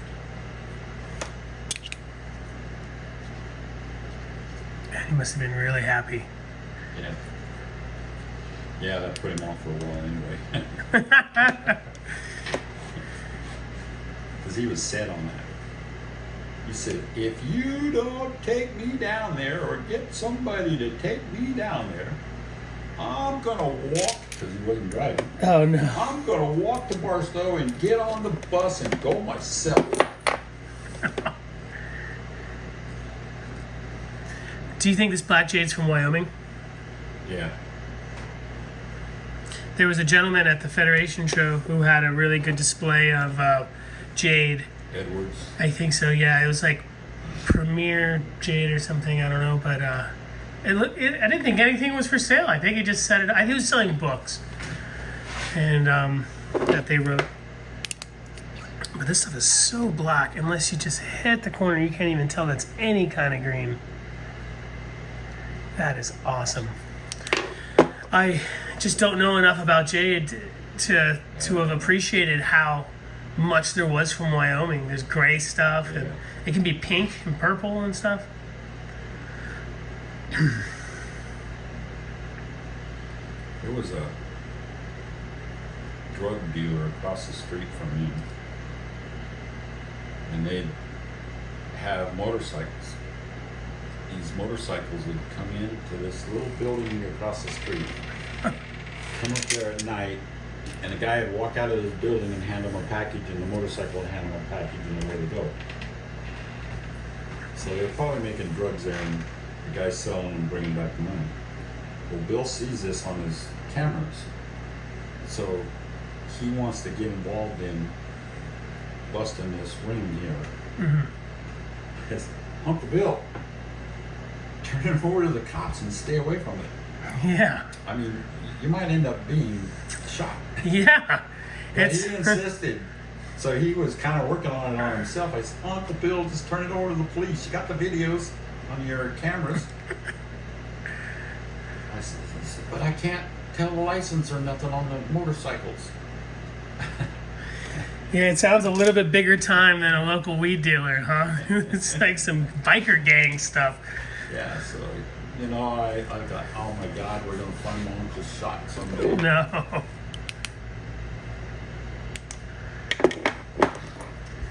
He doesn't believe in guns. If it was me, I'd be taking my handgun with me, you know, I'd be fighting. Oh, of course. Back, but, you know, but... These snowmobiles can be really forgiving with the cabbing. Sometimes the trimming, they want to crumble. Like, it doesn't crumble, it like shatters. It's super stable. Yeah. You don't want to pump it full of resin, but it like wants to shatter. And this looks fabulous. Did you zam these at all? Just wheels. Oh, yeah. No, You did zam them. Yeah. This one is phenomenal. phenomenal. And that soft stuff, that and turquoise, the 8,000, 14,000, 50,000 doesn't do anything. You still need to go to that ZAM, so you might as well just go to the ZAM right after 3,000. I'm always wondering about why does ZAM work so much. I wonder if it's not really a polish, it's like a burnish. It's a chrome oxide. Well, which I guess is a mesh at the end of the day when you break it down. Ooh, you picked the right side, because the other side has nothing. You probably cut hundreds of cabs on the wrong side in your life, huh? Yeah, this side's perfect that you cut. See, that's a thing that everybody does. You know, you take your template, you put it on your slab, you move it around, and there's my stone, and you mark it. What do you do? You just marked the front of the cab, but the mark should be on the back. Yeah.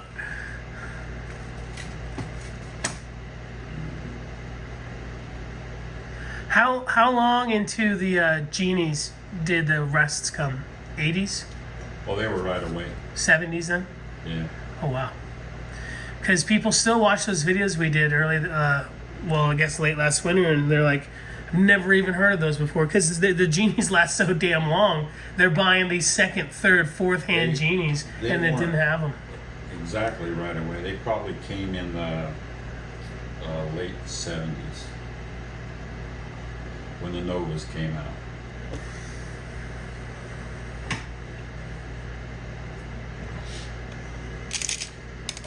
This is awesome. It's an Australian triplet that Don made, and you were saying that the air bubbles are an enemy. You used 330, Yeah.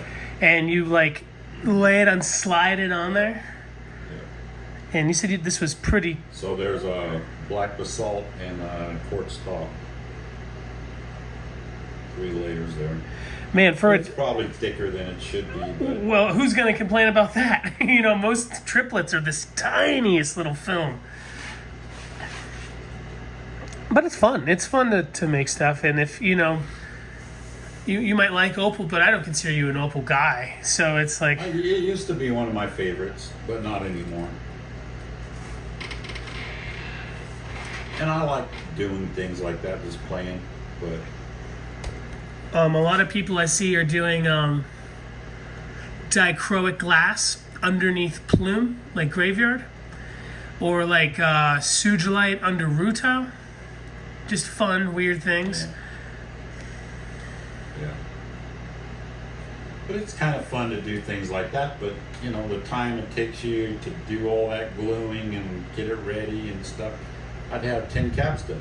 Yeah. So this is just kind of like a little fun project. Yeah. Oh, looks great. Is this going to be for sale? That is stunning. When I go back to edit the video to write what everything was down in the bottom corner, I'll count them up for you and text you what I think the number was.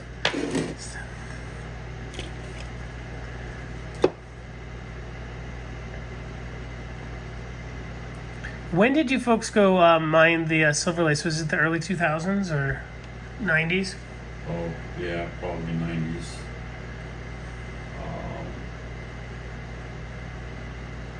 Yeah, probably 90s.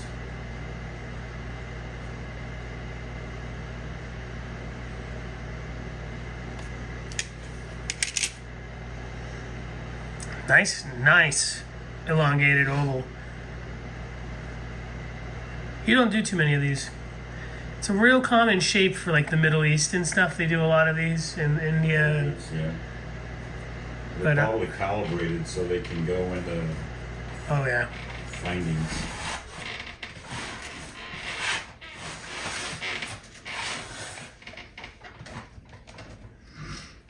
You ever had that Chipotle restaurant before? Probably, but I don't remember. You're not missing out. It's so expensive now. We went over there to the Lenwood one, and it's $44 for two bowls. Money is so... It's out of control, man. If you break that 100, it's gone. Well, that's because the governor made fast food workers $20 an hour starting minimum wage. Yeah, that's wild. Such a controversial topic, you know. Everybody wants more money, but they hate spending more for stuff. Yeah. Yeah, I seen a thing on Facebook the other day about the millenniums.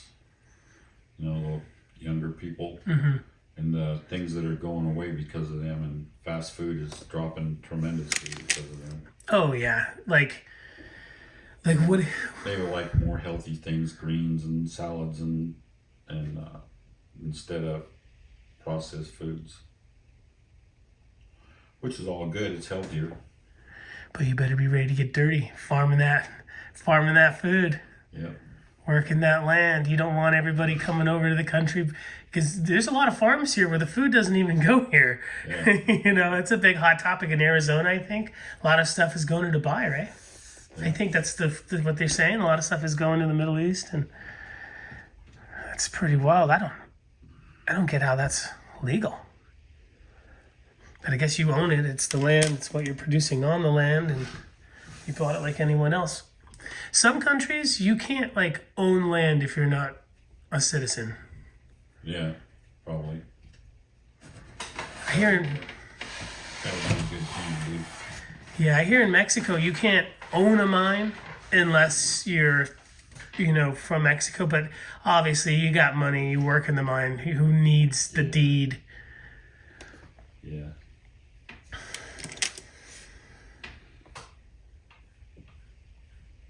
Do you zam these silver laces?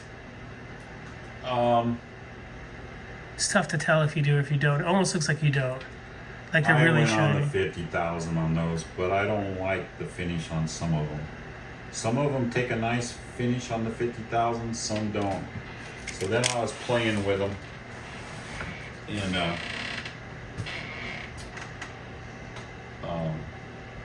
my favorite polish is an aluminum oxide. on those, but I gotta find my pads with aluminum oxide. Would you use felt or leather? I was using leather.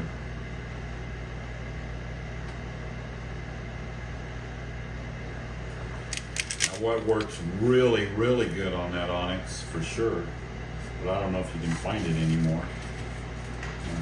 I might have some buried somewhere. Is called Stan oxide. Stan? Is that a guy? STAN oxide. Yep, Stan oxide. Is that a type of metal or something, or is it a dude? His secret sauce?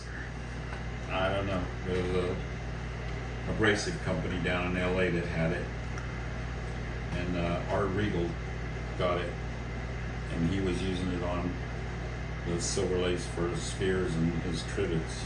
Was he getting like the best polish ever? Sure. And he told me about it, and I bought 5 pounds of it. But I still probably got some somewhere, if it ain't destroyed out in the weather somewhere.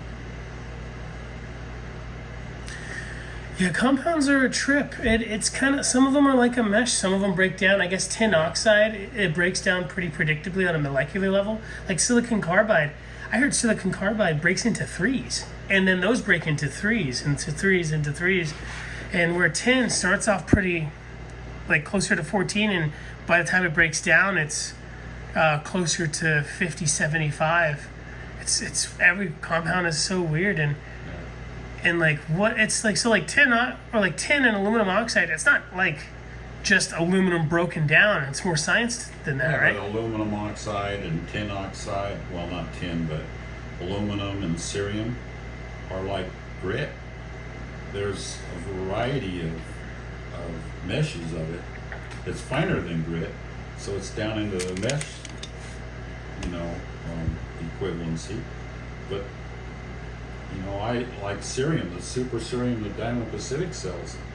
There's probably 6 grades finer than that. Really? Yeah. But I tried some of those. And the difference between the super cerium that we're selling and the next one up, you can't see the difference. It's hard to see with the naked eye. But the price like triples. Yeah, so I mean, what works for you? And I imagine if it's finer, after a while of its purity and its fine, the mesh is, the micron is so, is a higher micron finer? Or so a lower micron is coarser. So like I imagine like with the cerium, after the micron is so high, then maybe it's not easy to go from 3000 to the extremely fine micron. It's too big of a jump. It's just like the super cerium that we're selling in the next grade up. Like I said, it's hard to see the difference. But price-wise, is it worth it? No. Hey, is it going to be sellable? Probably not. Yeah, so why for even sure. Go there? I mean, I don't know. Do facetors use compounds? I have no idea. They do. A good one that they do like is cerium. They take a lucite disc and they score it so that there's little grooves in there to hold the polish, and they put polishes on there.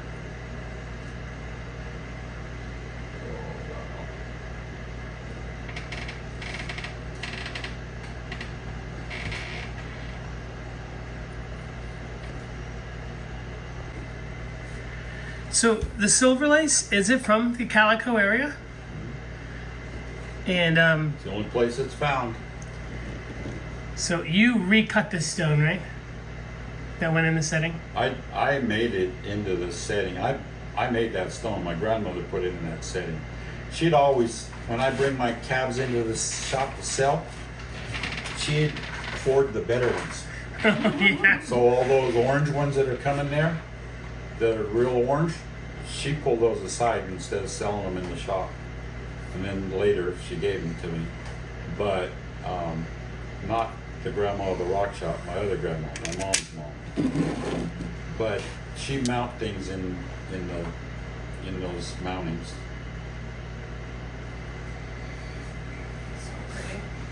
So folks, most of these oranges are not for sale yet. Maybe one or two. He hasn't decided yet. They're just super special, and it's a big part of the family. When I think of silver lace, I think of Don's family. But maybe one day. And maybe one or two this Friday. These are perfect ovals. You must have, did you template these?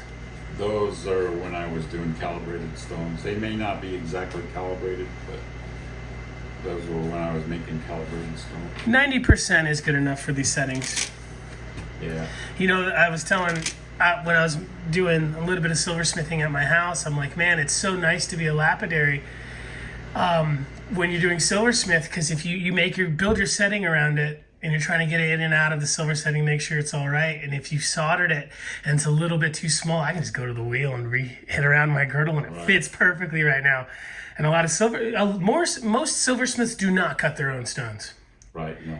Even in Gallup, a good friend of mine said that about 80% of people over there in Hopi Zuni Dene country over there making all those fabulous pieces aren't the cutters. They rely on like Thunderbird Supply and who else is out there?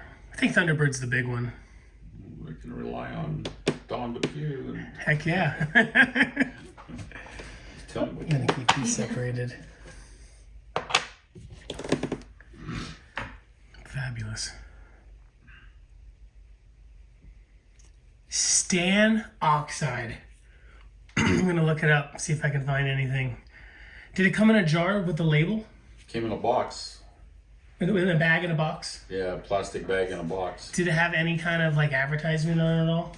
Yeah, it was a label on it. It said Stan Oxide. There was a printed label. And it came from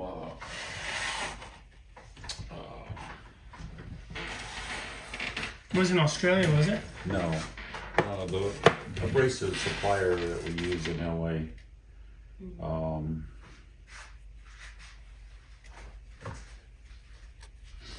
Yeah, damn it. Your name slipped my mind.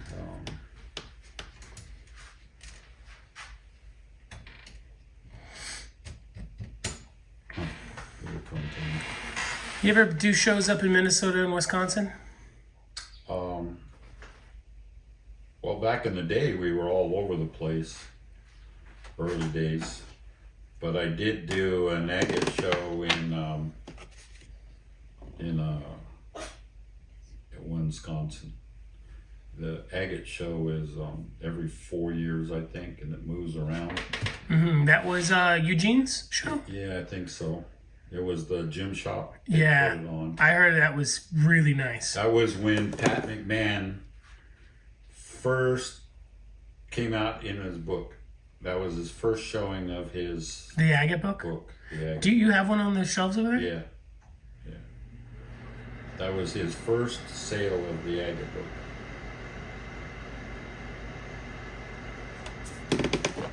That book's fabulous. You know, when it comes to rock books, a lot of the scientific ones can be really, really expensive, and that one's more of like the eye candy coffee table style. Right. But it is worth every penny of the price. Right. I end up buying more books. I like Marcos's books on the theories of agates and stuff better than the what's that guy Kelsey? His is more scientific, like for the professors to teach geology, not the common rock hound. Yeah, there's a lot to these agates. A lot of them have a point where like all of the fortifications kind of meet, almost like a navel or something, and like there's something really super special about agates that kind of, I mean, where does the chalcedony end and it becomes an agate? Is all agate chalcedony? Kind of. I mean, is all agate chalcedony? Of course, but what a trip. Rock hounding's like the perfect hobby. You know, science, art. Yep. You can even go the woo-woo hippie spiritual if you want to. It's its own universe you can create. You can write you can just Call them the Healy-Feelies. the Healy-Feelies, yeah. I mean, dang. And it's as lucrative as you want to take it. If you don't want to make any money on it and you just want to make stuff and give it I away. had a crystal sphere once. I might have even told you this story. A little crystal sphere. Was it in the quartzsite when we were at the building in Papua? So that's how long ago it was. I made this crystal sphere and it was there and I was trying to sell it. This lady walked by and she picked it up and she dropped to her knees. Oh, man. She goes, "Oh my God!" And she fell to her knees and I go, "What? Are you all right?" And she says, "The power in this, the power in this. Oh, wow. Oh, the power in this." And she was going on about the power in that sphere. And I had a decent price on it, maybe $40 or so, because that was like 30 plus years ago. Mm-hmm. And she walked away, left it on the table and walked away. And I started scratching my head. I go, if it's that powerful, why didn't she buy it? Yeah, right?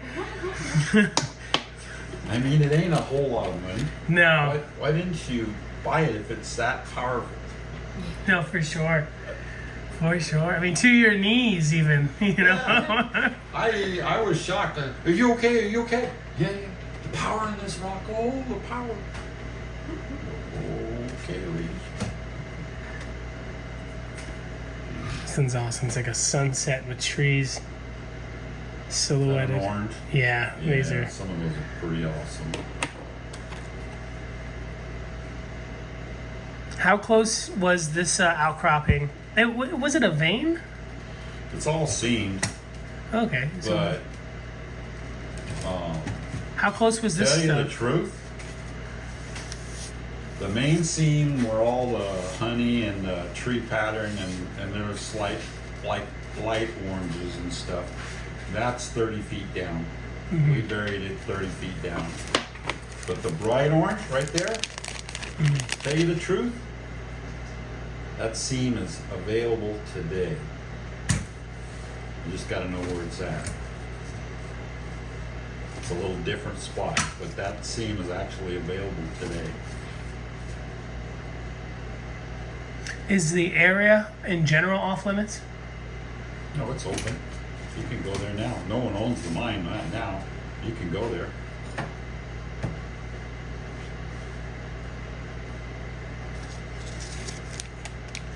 Some people are going to want to go Indiana Jones it. Yeah. I can tell you where that seam is, but it's still available today.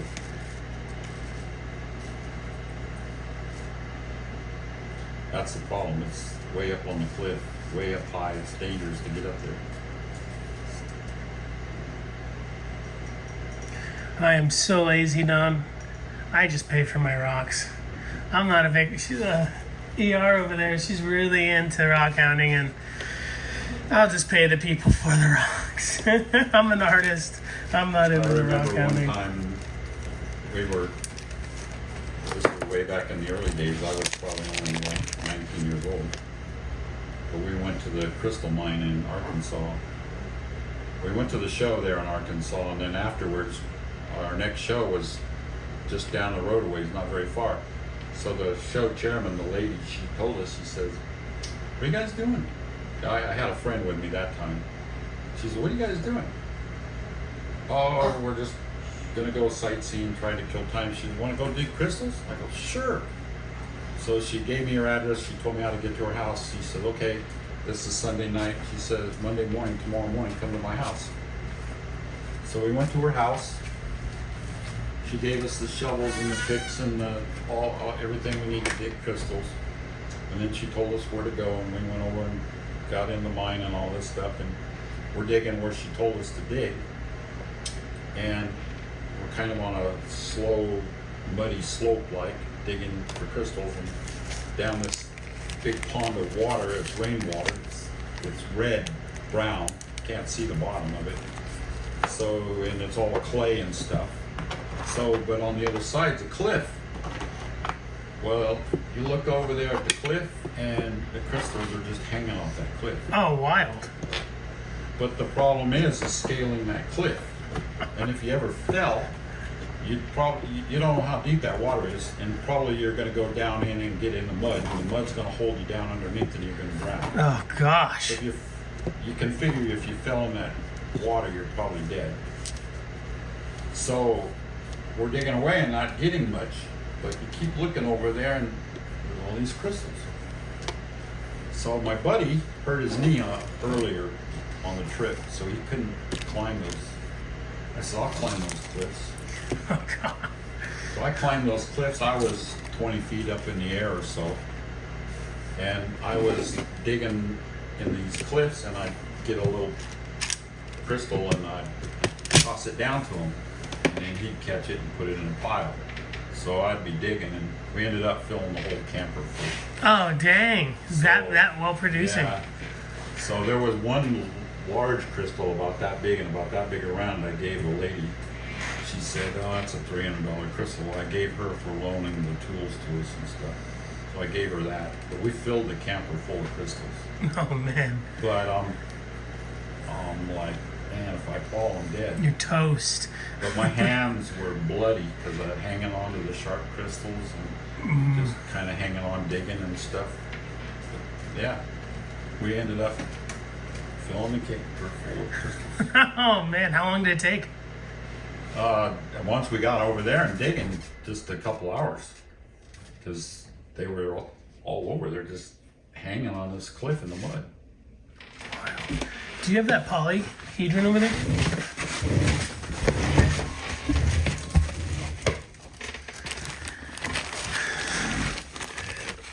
What'd you do with all the crystals? Well, that one big crystal that was in that corner, I don't remember it. it's a cluster about that big. That was one I dug from the... What happened to the cluster? I gave it to my granddaughter. Oh, she's a quartz girl. That's sweet. And she just got her new bedroom and new shelves and stuff, so... Oh, it's perfect. Perfect decor. Yeah. So Don's gonna be letting this awesome poly up. I have a poly that I got at the Diamond Pacific Rock Yard. It's all right, but I love the rind that are on some of them. I think that kind of makes it, because it was complete. Someone might have sliced it right down the middle. Maybe someone took off just a bit to show the stuff, but this is cool. It comes with a little bit of handwritten paperwork, probably from your uncle, huh? Yeah, or my grandmother.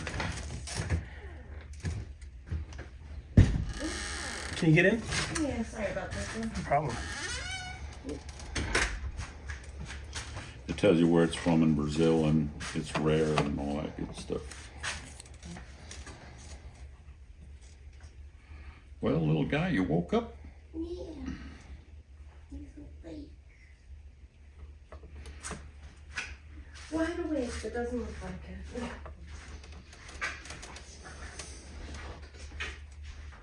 And this one didn't rattle. She just came on it and it got it because it was all coiled up. Yeah. So then I said, where's the snake? Because in my day, you had to know the snake, so they got the right antivenom. Today, it's all universal. Yeah. So that's okay. That's good. Oh, trippy. They had to know, like, rattler or... Yeah, you had to bring it with you. What? Or see it. In my day, you had to know. And then in those days, you know, and nowadays, if you get to the hospital at a reasonable time, you're good. Mm-hmm. But in my day, well, you dug out the pocket knife and you made cuts and sucked the blood out of there and all that good stuff. The way they do on the westerns on TV. Yeah. That's the way we did it. Yeah. But I never got bit. And I was messing with snakes all the time. If a lizard went in a hole, I'd start digging that hole after that lizard by hand, using my hand. And there was a rattlesnake in there. It was often. So I'd reach in there and think I'm pulling the lizard, and here's a damn rattlesnake. Oh gosh. No. You know, so if anybody should have been bit, it should have been me. Yeah. But you know, the snakes, if we were driving down the road and my wife, she'd always get upset because we'd drive down the road and I see a snake on the road, I'd slam on the brakes. Yeah. I went and got it. I went and got that snake. Yeah. If it was a rattlesnake, I killed it. Yeah. If it was a king or a gopher, regular non-poisonous snake, I'd catch it. and I'd let everybody handle it and see what it is, and then I'd turn it loose. But, you know, there was a big gopher snake here about 2 years ago. When I caught it, I held it up as high as I could, and it still was hitting the ground. Wow. Oh, man. And Brian seen it. It was up there by the trash can. Brian seen it, and he tried to catch it. It was trying to bite him. Oh, no. And he couldn't catch it. So I said, okay, just keep it in that area. So he kept it there, and it was all coiled up and striking at him and stuff. And then I went up there. And I kind of walked. That's before I was using canes and stuff. I'd walk up there and walk around it, and then I reached down real quick and grabbed his tail, and then then I caught him. He said, "I knew Dad'd catch him." That's awesome. Yeah, never caught a snake, but. I seen snakes on the road. I caught them. We were driving home last night and went directly over one. It was a king snake and it was coiled up, and my tires were here and it was here. And then right as when I went past it, I saw it just shoot off the road. It like knew what to do, and I was grateful because I got scared. I couldn't swerve. There was somebody coming up. So in high school, I had a snake in my pocket pretty much all the time. Oh, man. Well, my sophomore year, I was in science. I walked into the science class. I just kicked back in my chair, put my feet up, and I didn't do nothing. I passed that class with a C+. And I didn't do not one thing. yeah. I had so much extra credit from lizards and snakes because she gave you extra credit for bringing in lizards and snakes. I had so much extra credit that I didn't have to do nothing to get a C+. Fabulous. Cool. But like I say, I'd always have a snake in my pocket. I'd always like those little sand snakes. They only get about that big. They fit perfect in your pocket. Yeah. So cute. So I just, like a girl not paying any attention, and sit on her desk. Oh, my God. Just be screaming. One time I brought the science teacher a rattlesnake in a lunch bag. Oh man. I got kicked out of class for that one. Yeah. Threat. Yeah, I got kicked out of class for that one. Man. It was dead. Oh, I killed it, but I curled it up in there and I stuck the bloody head underneath so I didn't see it. So she opened it, she threw it at me and kicked me out of class. Oh my gosh. Oh.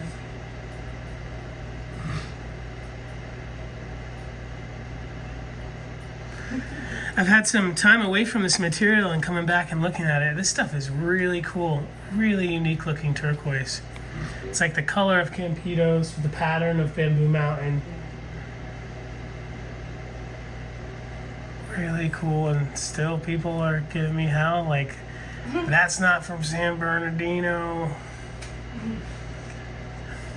Sometimes it kind of looks like some patterns of blackjack or the chert from Nevada. That's what I was thinking too. That But brush. you can find on like mostly forums, which are old school, some write-ups about it. It's great looking stuff. Next time, if I might go to Jogs in Las Vegas the day after our sale, and if you don't mind, I'll borrow a piece to go show Mr. Ernie Montoya. Do you know Ernie Montoya, Sun with Silver? Yeah, I think so. Oh yeah. If anybody, I want to see what he thinks about it, because he's that's his life. He's in Tucson, right across from us. Yep, in the big tent. And he does the jog show, and I'm surprised he doesn't do 22nd. A lot of people aren't liking 22nd. It's, you know why 22nd's so good? Because if the weather sucks. It's all indoors, and it's his big tents, and Yeah, that lady tried to get me to go to 22nd. You did a good job not doing that. You guys are Keno. That is. She came to me and was saying, come on down there. We'll get you a prime spot. We'll do this, we'll do that for you. They were giving me the moon pretty much, except for I had to buy this spot. And then one year this was after a couple of years she's trying. She came in and she says, Tom, come on, I need you down there. I need you down there. I said, okay, look at this spot. See this tent I'm in? See how big this is? I'm paying $10,000 for the month here. Can you beat that? She didn't say a word. She turned around and walked out the door. Oh man, no way. Some people are paying that for their just spot in 22nd. My dad, because he kind of started The Tucson adventure? Congress Street. Which Oh yeah, is yeah, where that big now. tree is, and there's even a plaque on the tree, the oldest My tree in dad Tucson. was illustrated in starting that show there because they were moving out of the convention center. So they started that show with those guys. Moving out of the convention center, so like right when the outlets of Tucson were starting. So folks at home, if you don't know, the main show, the TCC, the TGMS, which is the last 3 days of what we call the Tucson Gym and Mineral Show, was the original show. Then all the other venues, Pueblo, Red Lion, all that's Keno, 22nd Jogs, popped up around it. And your dad was there. Yeah, he was one helping start that, and then of course the city condemned Congress Street, so we had to move. So we moved to the Keno Park. So that was the move, going to there. And so anyway, my dad was looking at other spots, and places like the Holodome was like the same size booth with like 90,000 or something like that. It was just crazy amount. So we never left. I mean, the price is right. It's reasonable. Anybody's booth is kind of reasonable compared to other spots in Tucson. Definitely. I think, I mean, the Tucson thing is such a hustle. Like, some venues are fabulous. Some things, you could tell people were tricked into going there on the side of the road. Near all the old gentlemen's clubs and Oracle and stuff, they just on the side of the road places. They're probably paying $5,000-$6,000, and nobody ever goes into those parking lots. I want to see like there's rooms for venues with good modern promoting for the vendors, and I want to see like a Chinese restaurant show in the parking lot. The Chinese restaurant will probably love to have the people there. They'll let them use the bathrooms. You know, people are going to be buying food, maybe $500 a month for the month. Nothing glamorous.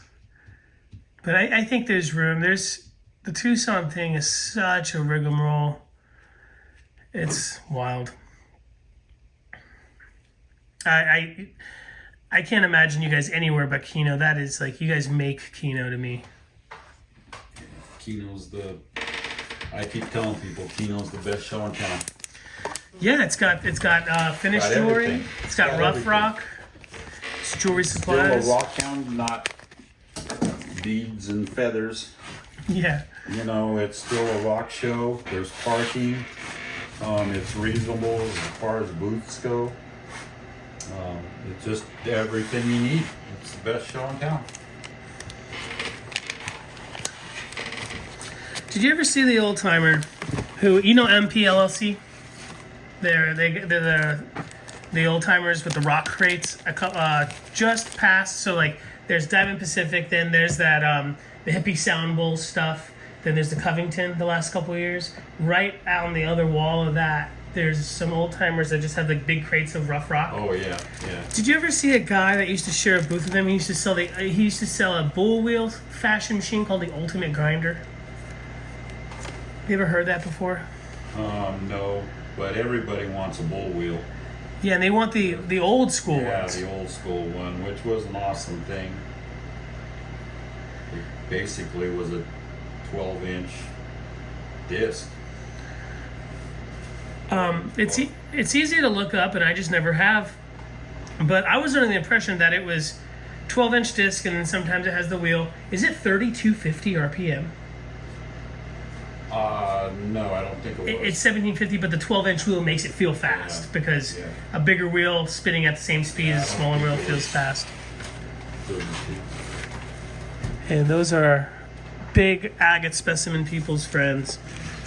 Like a lot of big agate industry now. People use vibrolaps, and it's like tumbling. You can get it done. It's going to take some time, but you can get those done really fast. And the Richardsons. You ever play with a Richardson? A little bit. That thing will tear you up, dude. Yeah. That thing is scary. I can't. I love the Richardson family, and I have one. I don't ever use it. I let my friends use it. I admire the idea of the machine, but on the Facebook group for the Richardson back in the day, every 4 pictures was somebody cut to the bone.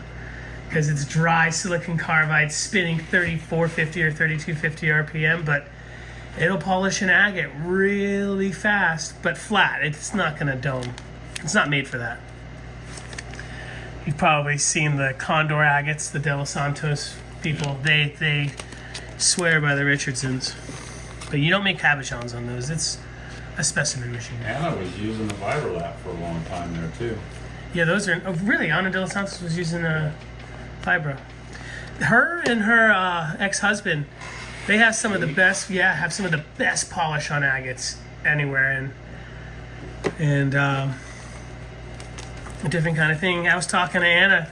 I think she lives in California. She was saying... She lives in Rancho, just 60 miles away. Cucamonga area? Yeah. Oh, yeah. She was like, come to California. Let's make a how-to Richardson agate video.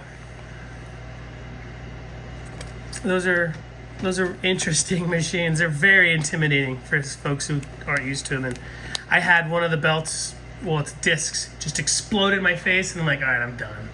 That's not my cup of tea. I don't do big nodules and stuff. I'm not doing slicings. And There was a guy that I knew that did petrified woods, bookends, small slabs, that kind of thing. And he was getting amazing polishes on.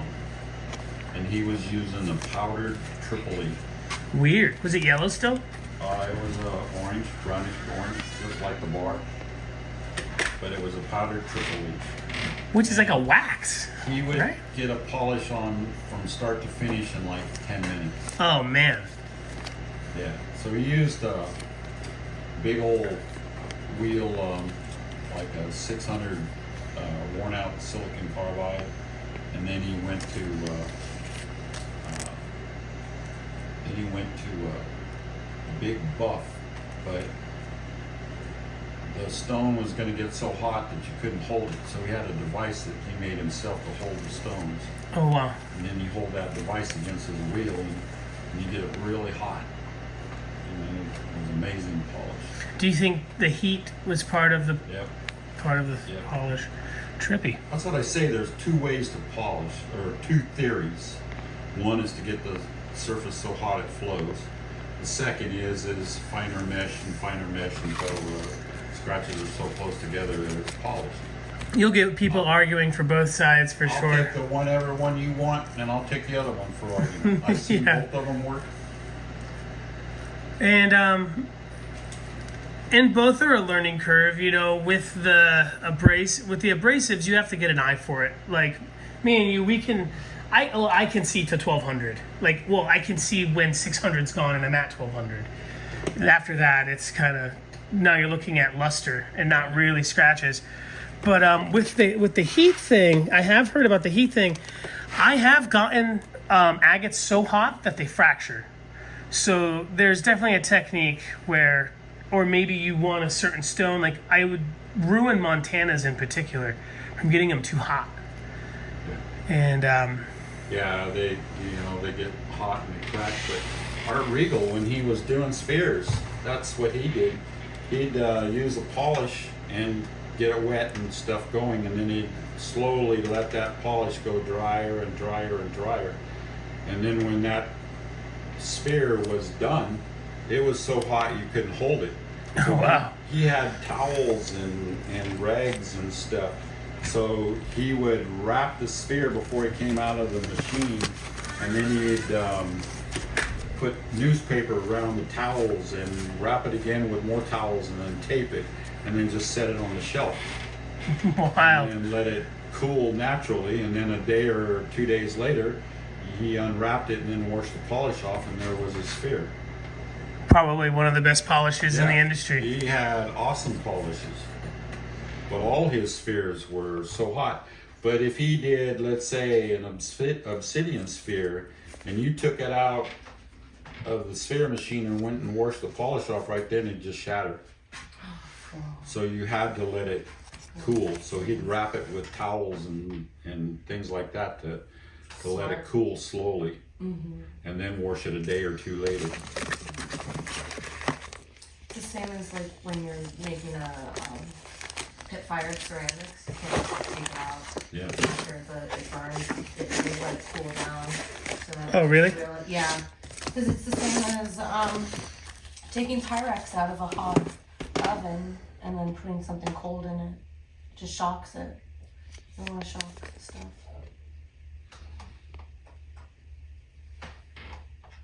Otherwise, it won't display. I have some old lists from just what the first one was like a sheet of paper in an old lapidary journal that Jim had, and people have been sending me since these lists of what polish to use on what pads and stuff. Have you ever heard of people using cork? Sure. That's weird. Yeah.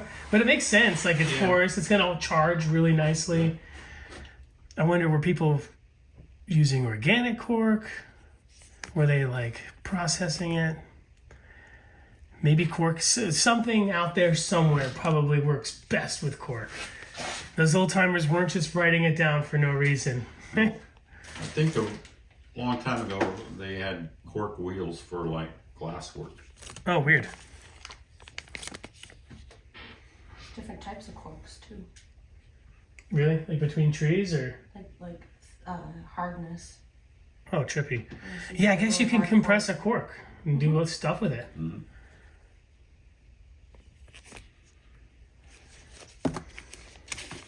These are sweet. Great, super consistency in the colors. Almost any material, if you have this many pieces, there'll be a huge variation in color. It just seems like there's a few that are super dark and nicely webbed. But I did see one piece of this in the wild, and it was an old-timer lady that ER knew at Stoddard Wells. Who was it? Betty and Catherine. Do you know those folks? I think from here, and they had some. They had one piece, and it was from an estate sale. Like every time. They said they got it from an estate sale, right? Mm-hmm. It was very just random piece, and I saw it, and I'm like, that looks cool.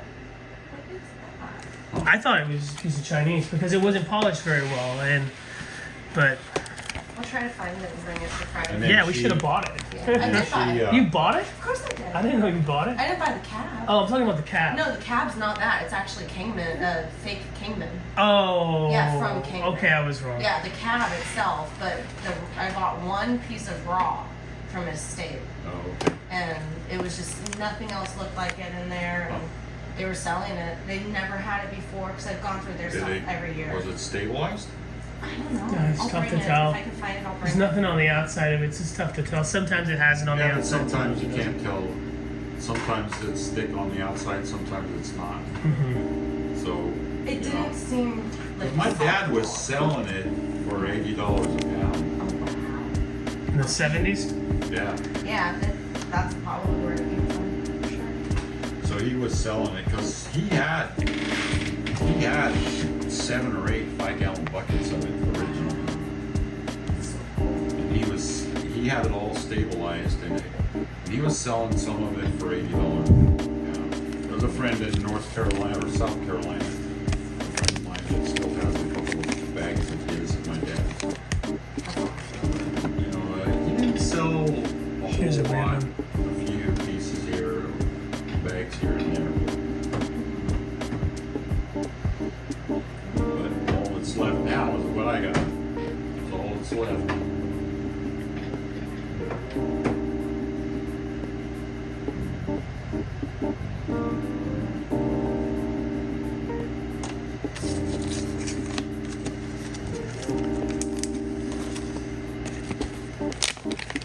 Really cool stuff.